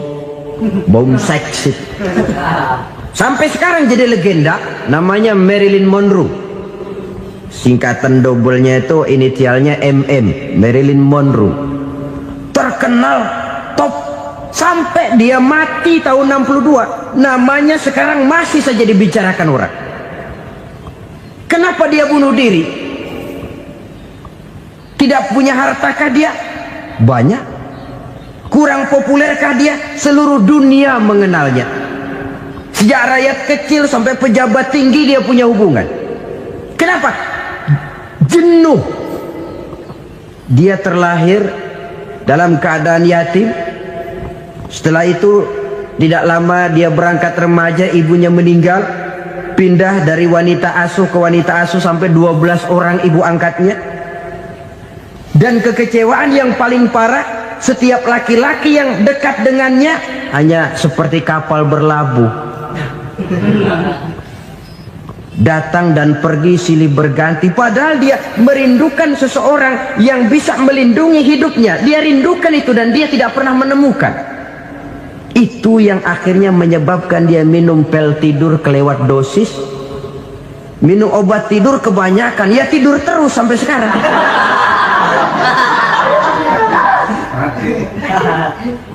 Dia mengakui, saya telah memiliki ketenaran, tapi saya tidak pernah hidup dalam ketenaran itu. Saya pandai main sandiwara, tapi saya ingin hidup dalam alam yang real sebagaimana umumnya orang. Itu yang dia rindukan. Menyusul jejak yang namanya Marilyn Monroe ini, Billie Holiday, saudara kenal tentu, di rumah sakit dirawat. Dia juga minum obat overdosis, mati lagi. Jimi Hendrix minum obat tidur overdosis kelewat batas, mati lagi. Lalu yang menghanyutkan diri di danau, Janis Joplin dan Brian Jones. Ini orang-orang populer, orang-orang terkemuka yang mengakhiri hidup secara tragis, bukan karena tidak terkenal, mungkin karena sudah saking terkenalnya. Contoh paling belakangan, Bruce Lee. Wah, ini tukang-tukang keprok tentu kenal siapa dia.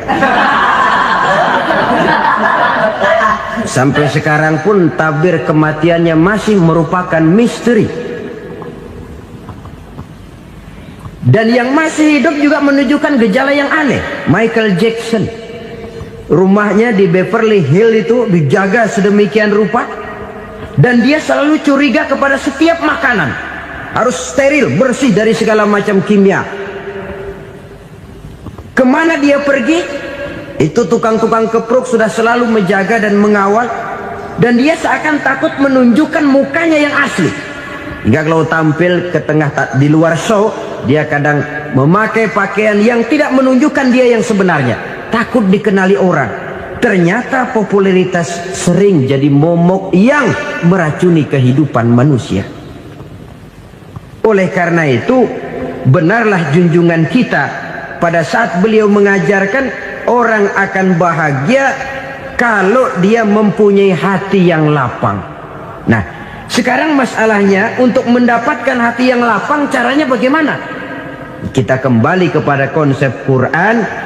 Allah mengajarkan, ala inna bi dzikrillahi tatmainnul qulub. Ketahuilah bahwa dengan banyak mengingat Allah, hati akan tenang, jiwa akan lapang. Dengan kata lain, dekat dengan agama, merasakan kehadiran Allah dekat dalam hidup. Itu muara pertama untuk mencapai hati yang lapang. Ala inna bi dzikrillahi tatmainnul qulub. Jangan macam orang sekarang ingin mendapatkan ketenangan lalu tapak di puncak gunung, di gua-gua, di tempat sepi. Iyalah kalau nggak ada ular. Kalau tergigit ular berbisa, ketenangan belum, mati jelas itu. Islam positif untuk mendapatkan ketenangan. Ala inna bizikrillahi tatmainnul qulubi. Bahwa ketahuilah bahwa dengan banyak mengingat Allah, hati akan tenang, jiwa akan lapang, nuansa pikiran akan luas. Karena yang namanya bahagia ada dimanapun manusia berada. Di kampung ada bahagia, di kota ada bahagia, di ngarai, di lembah, di gunung, di hutan, di lautan, di angkasa luar, dimanapun bahagia itu ada kalau kita bermodalkan hati yang lapang ini. Dan hati akan lapang kalau kita dekat dengan agama. Dekat dengan harta buat sementara hati mungkin tenang, tapi ketenangan yang relatif dan temporer. Apalagi orang tiap kali tambah harta, tiap kali tambah rencana. Itu wajar. Mungkin sebelumnya saudara berpikir, kalau punya duit 5.000 enak nih. Begitu punya duit 5.000, aduh sayang kalau 10.000 aja. Tiap kali tambah harta, tiap kali lain rencana. Makin banyak rencana, makin menjauhkan kita dari yang namanya ketenangan. Padahal ketenangan merupakan unsur utama untuk mencapai bahagia. Dan ketenangan itu bermuara dalam hati manusia. Tengoklah kehidupan ini. Orang yang banyak harta dengan orang miskin, berbedakah rasa sakit yang mereka tanggungkan? Rasanya tidak. Walaupun si kaya tidur di kasur empuk berselimutkan sutra mahal, sementara si miskin meringkuk di balai bambu yang keras dan kasar. Apabila maut datang, dia juga tidak pernah pilih bulu. Maut datang menjemput si kaya di singgasana keemasannya, dikelilingi oleh para pengasuh, dayang dan idang serta para pengawal. Dan maut pun datang menjemput si miskin papa, sehingga ia tergelepar di tepian jalan. Kedua-duanya bernama mati. Kalau nyata bahwa sakit yang ditanggung si kaya tidak beda dengan sakit yang ditanggung si miskin, bukan harta semata yang membuat orang bahagia. Hati yang tenang, jiwa yang lapang penuh kedamaian, karena banyak berzikir dan mengingat Allah, itu merupakan modal utama untuk mencapai sesuatu yang bernama bahagia.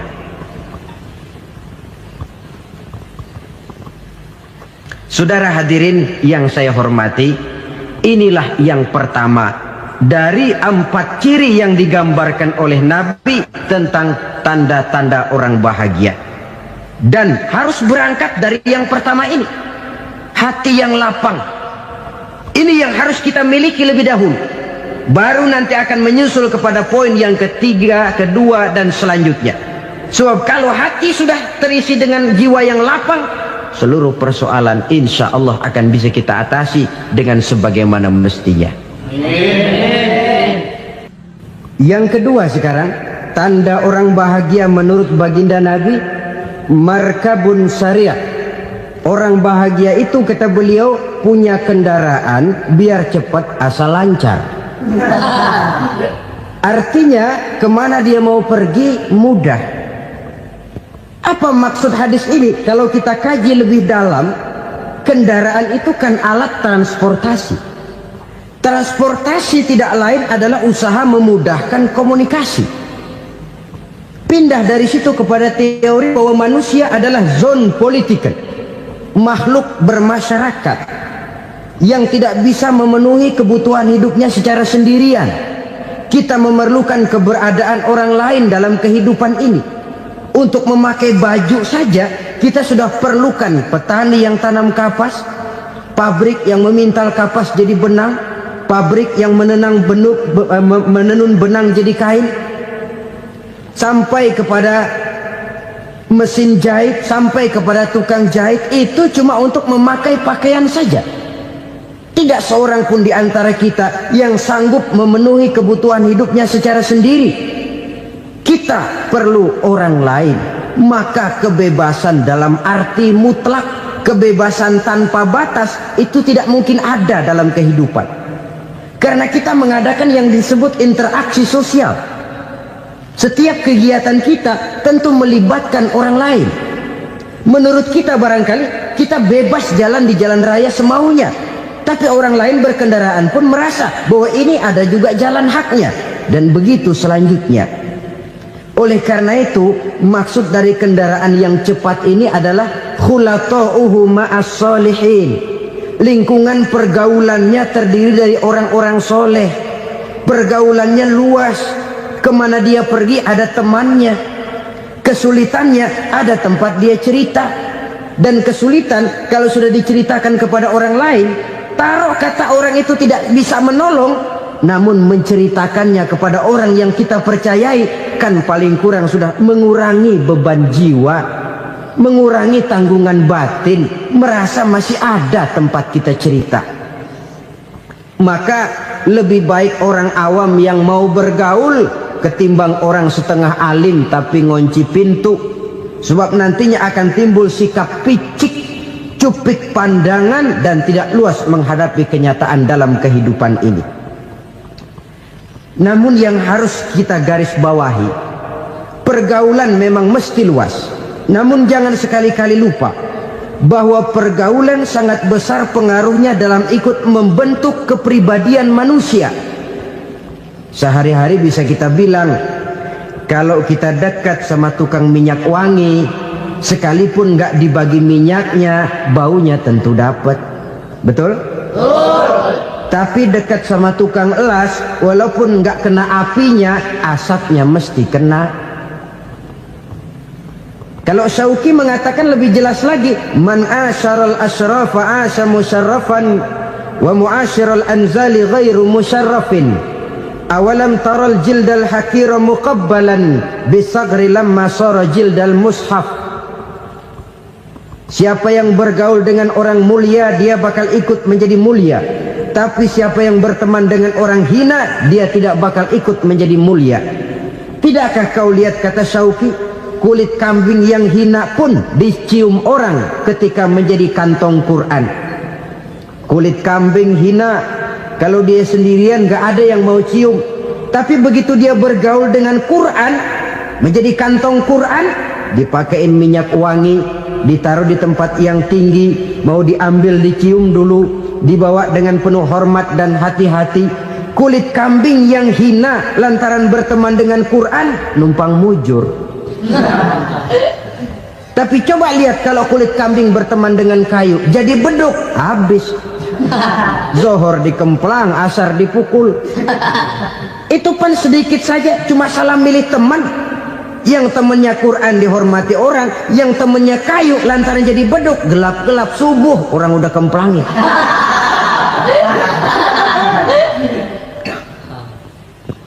Maka terutama kepada adik-adik remaja yang masih mencari identitas diri, yang ibarat kaset masih kaset kosong, mudah diisi oleh apapun, pandai-pandailah memilih teman dalam bergaul. Karena banyak orang yang tadinya baik-baik, ketika terseret dalam pergaulan dengan orang yang tidak baik, kebaikannya menjadi lentur dan luntur. Tapi berapa banyak bajingan-bajingan tengik, orang-orang yang berlumur noda dan dosa, tiap hari melakukan maksiat, namun bergaul dengan orang yang baik-baik, pada akhirnya sedikit demi sedikit beringsut dan berangsur dia terbiasa mengikuti kebaikan-kebaikan. Saya tekankan ini kepada remaja karena mereka masih mencari identitas diri. Apa yang mereka lihat mereka mau, apa yang mereka dengar mereka ingin tahu. Coba lihat kehidupan remaja. Pulang nonton film Rambo, pengen jadi Rambo, gagah, maunya belekai melulu. Pulang nonton film Superman, pengen bisa terbang. Pulang nonton India, nyanyi melulu. Wajar, mereka masih mencari identitas diri. Saya ini sebenarnya siapa? Lingkungan, pergaulan akan membentuk itu. Karena itu pandai-pandailah bergaul, karena ia sangat besar pengaruhnya dalam ikut membentuk kepribadian manusia. Apalagi sifat yang jelek lebih cepat menularnya ketimbang sifat yang baik. Sifat yang baik, watak yang soleh itu lambat sekali untuk menular. Tapi yang tidak baik, Kan prosesnya mah kalau remaja biasanya mula-mula dengar. Karena dengar lalu pengen tahu. Karena pengen tahu lalu ngeliatin. Begitu ngeliatin kan pengen nyobain. Setelah nyobain ketagihan. Nah, ini prosesnya. Yang namanya ganja, morfin, narkotik awalnya kan begitu. Mula-mula dengar katanya kalau sudah fly to the sky, sudah melayang ke langit katanya, disitulah puncak kebahagiaan. Mulanya cuma dengar. Karena dengar pengen tahu. Karena pengen tahu lalu ngeliat, kumpul sama orang yang suka ngeganja. Setelah ngeliat, lah pengen ngerasain. Begitu ngerasain enak juga, ketagihan. Kalau sudah ketagihan jadi penyakit kronis, bisa merembet kepada yang lain. Iya, kalau orang tuanya mampu untuk beli morfin, beli ganja. Kalau tidak kan pikirannya ngayap, jemuran siapa ya gue sabet. Timbullah perbuatan-perbuatan negatif yang bermula dari salah pergaulan. Apalagi buat adik-adik remaja yang tinggal di kota-kota besar, yang pengaruh budaya, pengaruh kesenian, pengaruh struktur kehidupan yang nampak makin individualistis, di mana persaingan tajam, tensi ekonomi tinggi, orang mudah mengalami stres. Pandai-pandailah dalam bergaul, sekali lagi, karena ia sangat besar pengaruhnya dalam ikut membentuk kepribadian manusia. Orang bahagia punya kendaraan yang cepat, artinya punya pergaulan yang luas, dan lingkungan pergaulannya terdiri dari orang-orang yang soleh. Kemana dia pergi ada teman, kesulitannya ada tempat dia cerita. Tapi kalau sudah menyendiri, hidup sendiri, kesulitan dipikiri sendiri, bisa mati belum waktunya. Tidak ada tempat berbagi rasa, tidak ada tempat bercerita, tidak ada tempat mengurangi beban dalam kehidupan. Pantas betul kalau Islam sangat menggalakkan dan menganjurkan orang kalau sudah sampai waktunya itu untuk melangsungkan nikah. Kata Nabi, ya ma'syaras syabab man istata'a minkumul ba'at falyatazawwaj. Hai para pemuda, kalau sudah mampu memberi nafkah, kawinlah, nikahlah kamu. Kenapa? Sudah ada teman hidup, tempat berbagi rasa. Kesulitan kalau ada tempat cerita akan lebih ringan ketimbang kita telan sendiri, walaupun bobot kesulitannya sama beratnya. Saudara-saudara kaum muslimin rahimakumullah, inilah ciri yang kedua, punya kendaraan biar cepat asal lancar. Kemana kita mau pergi gampang. Dengan kata lain, setelah hati yang luas, pergaulan yang luas. Dua. Yang ketiga sekarang, tanda orang bahagia itu menurut Nabi, misbahun mudhi'un, punya lampu yang terang. Oh, itu enggak problem. Sekarang sudah zamannya listrik masuk desa, Pak. Lampu sudah terang semua. Betul, kalau itu yang dimaksud. Tapi tidak cuma itu. Karena lampu yang dimaksud di sini, lampu yang akan menerangi seluruh perjalanan hidup. Dan perjalanan hidup itu sudah dimulai sejak kita terlahir ke alam ini, sampai masuk ke alam barzah, kumpul di padang mahsyar, sampai ke akhirat. Lampu yang menerangi itu yang diperlukan. Kalau lampu, katakanlah yang paling top sekarang kan lampu jenis Mercury. Taruhlah itu di rumah kita, dia cuma menerangi rumah kita, menerangi hati pun tidak sanggup. Bila kita masuk ke alam barzah, alam kubur, sanggupkah si Mercury yang begitu terang menerangi alam barzah kita? Tidak sanggup lagi. Sanggupkah lampu yang ratusan watt, bahkan puluhan ribu watt menerangi kehidupan di padang mahsyar? Tidak akan sanggup lagi. Kalau demikian, yang dimaksud lampu yang terang di sini apa? Tidak lain amal soleh, kebajikan yang kita lakukan dalam hidup. Itu yang akan jadi lampu penerang. Di dunia nama kita akan terang, jasad kita boleh hancur terkubur tanah, tapi nama kita akan dikenang orang. Begitulah kalau orang meninggalkan kebajikan dalam hidup seperti sekarang. Ribuan orang tiap saat berziarah ke kubur Imam Syafi'i, ke kubur Imam Malik, ke kubur Imam Ghazali, ke kubur orang yang baik-baik, orang yang soleh-soleh. Kebajikannya yang ditinggalkan, yang mengukir namanya dengan tinta emas, sehingga saudara sudah terbaring di alam kubur. Orang lewat, Allah, ini kuburannya Fulan bin Fulan, dulu ini kebaikannya Masya Allah, saya ikut merasakan. Mari kita mampir sebentar, kita Fatihah, mohon disampaikan Allah pahalanya kepada almarhum. Al-Fatihah. Itu kalau orang baik-baik. Lalu saudara tanya, Pak, orang mati dikirimin Fatihah apa nyampe pahalanya? Saya jawab, kalau saudara nggak percaya, mati dulu dah. Nanti saya Fatihain, tungguin di sana. Umpama nggak sampai, balik lagi kemari. Sekarang ini kan maunya otak-otakan saja. Kalau nggak masuk otak, nggak percaya. Padahal alam gaib itu nggak bisa diotak-otakin. Sama saja dengan saudara pernah dengar cerita kapal tanpa emas tenggelam tak? Pernah nggak? Di mana? Ya, di laut Masalembo. Begitu ke Tampo Mas tenggelam, ratusan penumpang itu terjun ke laut, dipermainkan gelombang, berjuang menghadapi maut itu. Orang lagi timbul tenggelam di lautan, dihantam ombak, kita tengokin pakai helikopter. Pak, lagi timbul tenggelam ya? Iya, tolongin. Jangan khawatir Pak, nih saya kirim intan Pak, harganya 10 juta. Kira-kira orang yang timbul tenggelam di laut seneng nggak? Tidak. Kan mahal toh intan 10 juta. Kenapa dia nggak senang? Karena intan 10 juta dalam kondisi seperti itu tidak sanggup menyelamatkan dia. Dia akan girang kalau dikirimin ban mobil bekas, dikirimin papan terentang atau bambu. Intan yang 10 juta dia nggak girang. Ban mobil bekas yang 1000 perak, tuh pegang, itu yang dia girang betul. Inilah sebabnya Nabi berkata, mal mayyitu fi qabrihi illa kal ghariqil mutaghawwis. Orang yang meninggal di alam kuburnya seperti orang timbul tenggelam di lautan. Yantaziru da'watan min ahli, menunggu doa dari keluarganya yang masih hidup. Duh, bapak saya sudah meninggal, saya sayang benar sama dia. Kirimin kulkas ke kuburannya Itu sama saja dengan tadi orang tenggelam di lautan dikirimi intan yang harganya 10 juta, ndak sampai.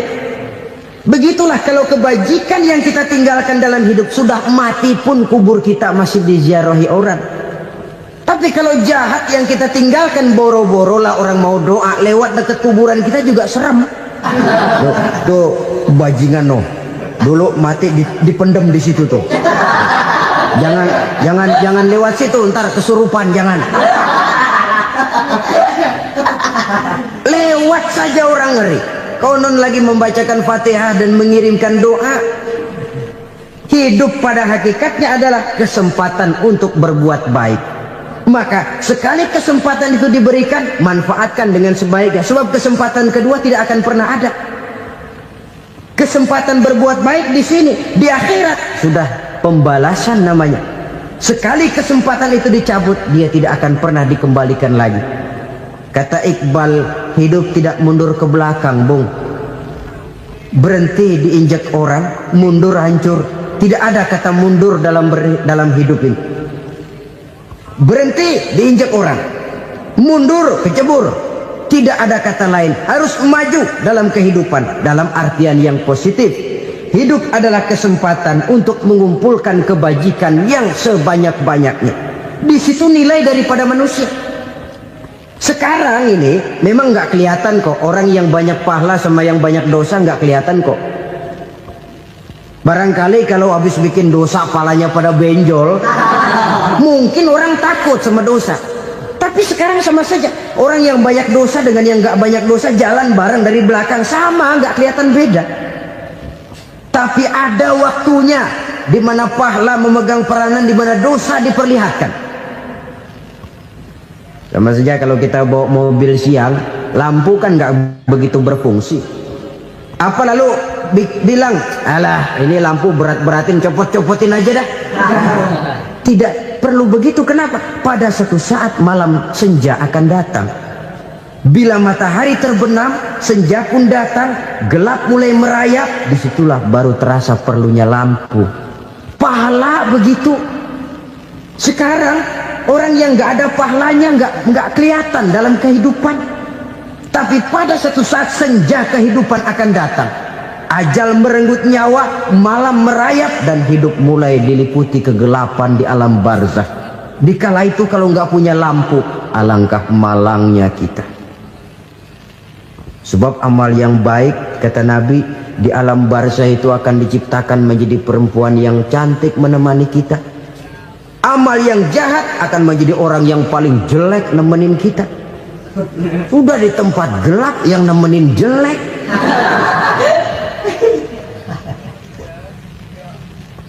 Kaum muslimin rahimakumullah. Kalau demikian masalahnya, tergantunglah kita pandai memanfaatkan waktu. Al-waktu kasayf, waktu itu cepat sekali. Yang namanya waktu itu tahu-tahu. Tahu-tahu udah tahun 87. Tahu-tahu udah begitu. Tahu-tahu yang kemarin anak-anak, sekarang udah pada punya anak. Tahu-tahu saja itu. Begitu cepat waktu berlalu. Kalau tidaklah pandai kita memanfaatkannya, akan rugi kita. Nabi bersabda, "Man kana yaumuhu khairun min amsihi fahuwa rabih." Barang siapa yang hari ini lebih baik daripada hari kemarin, itu orang untung. Hari ini lebih baik daripada kemarin.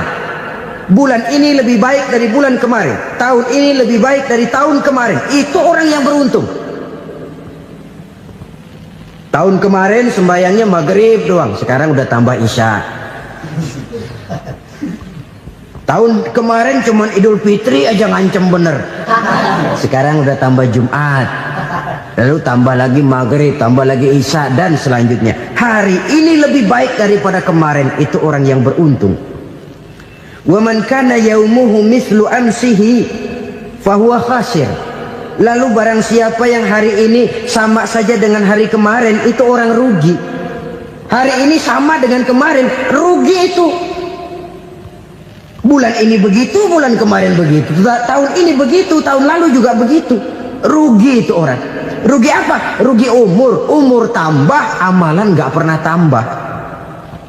Dan saya pikir lebih merupakan azab ketimbang nikmat kalau orang dikasih panjang umur cuma untuk numpuk dosa.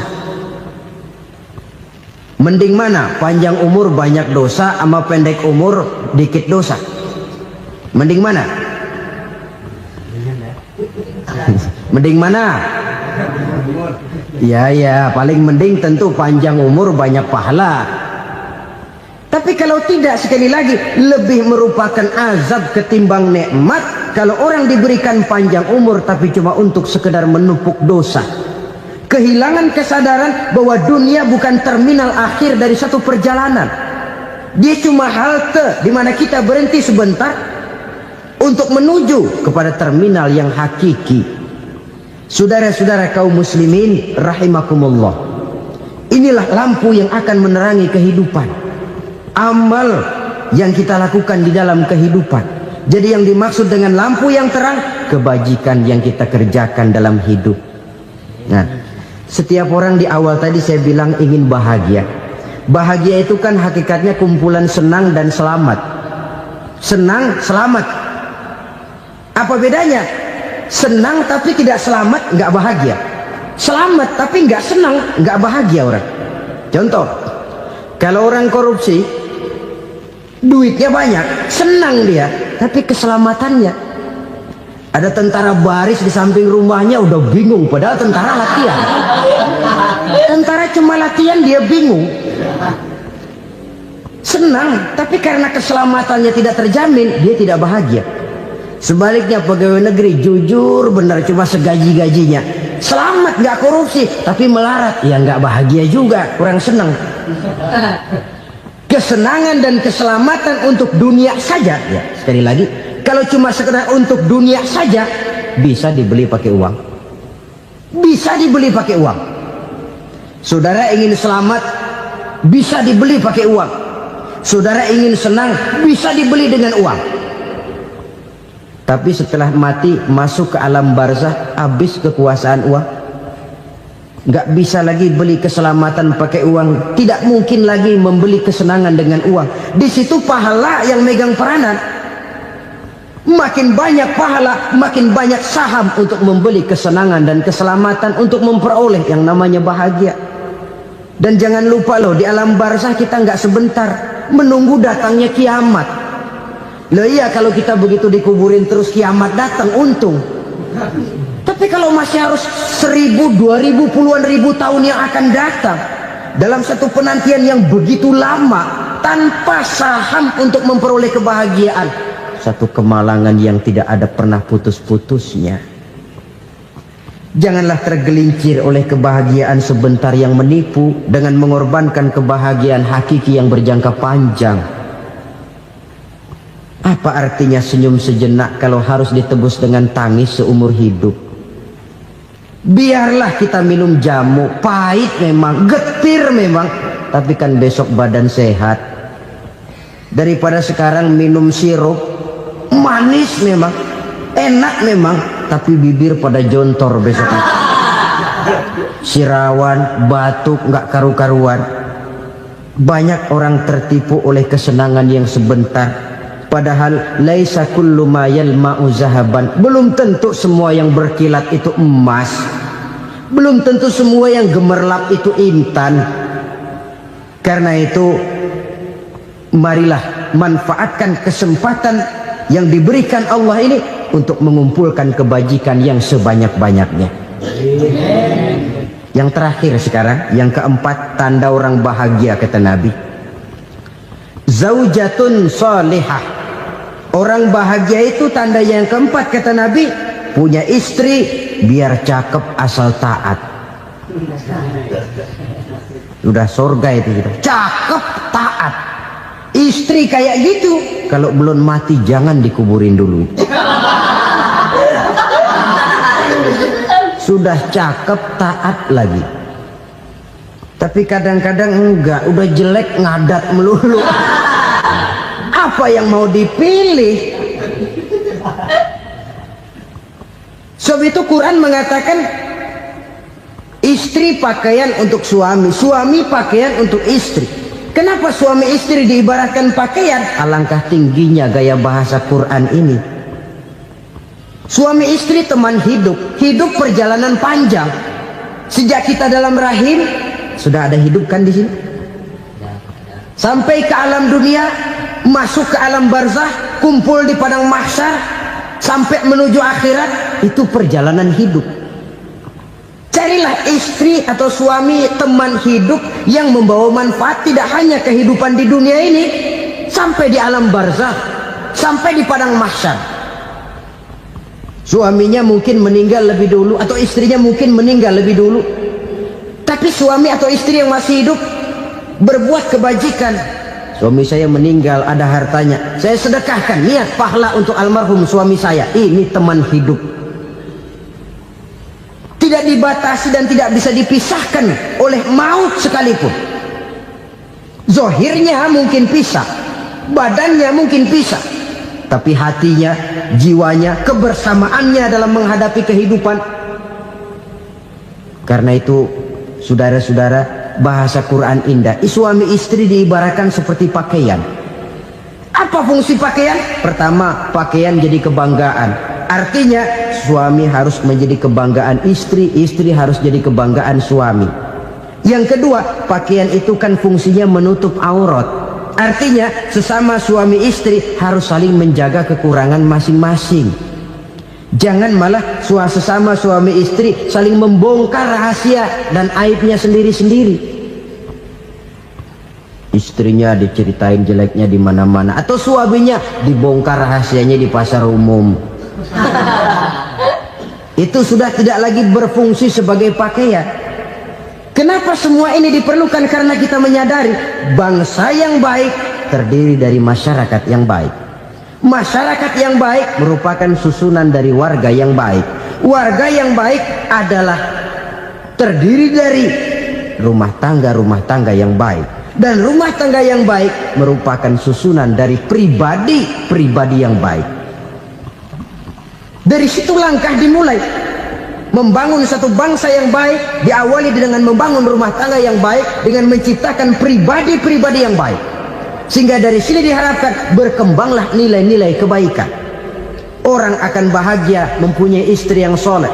Kenapa? Tidak ada seorang suami bisa sukses jadi apapun dia, apapun profesinya, dokterkah, kiaikah, mubalikah, petanikah, pengusahakah, pejabat tinggikah, tidak ada seorang suami yang bisa sukses tanpa peran serta istrinya.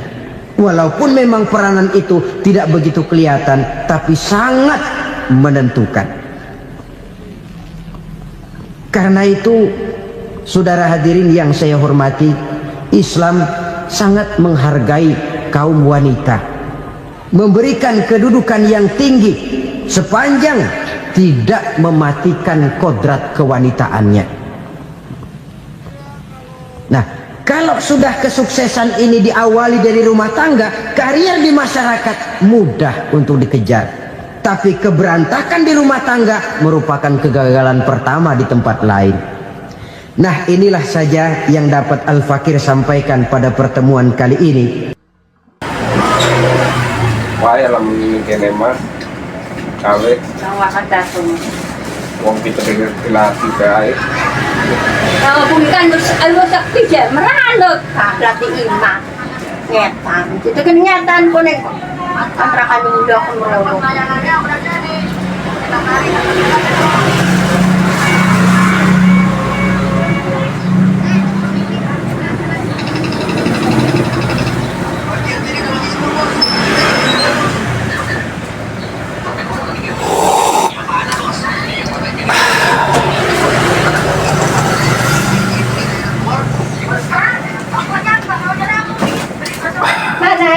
Bobo lagi.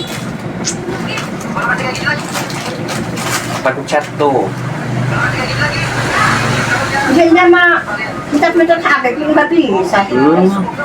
Ajarin ya. Gimana? Pencet bawah. Oh, nomor 5. Nomor 5 apa? Apanya yang nomor 5, Ran? Apanya yang nomor 5? Mah, beras kayaknya mah. Mah. Mencatat. Ya.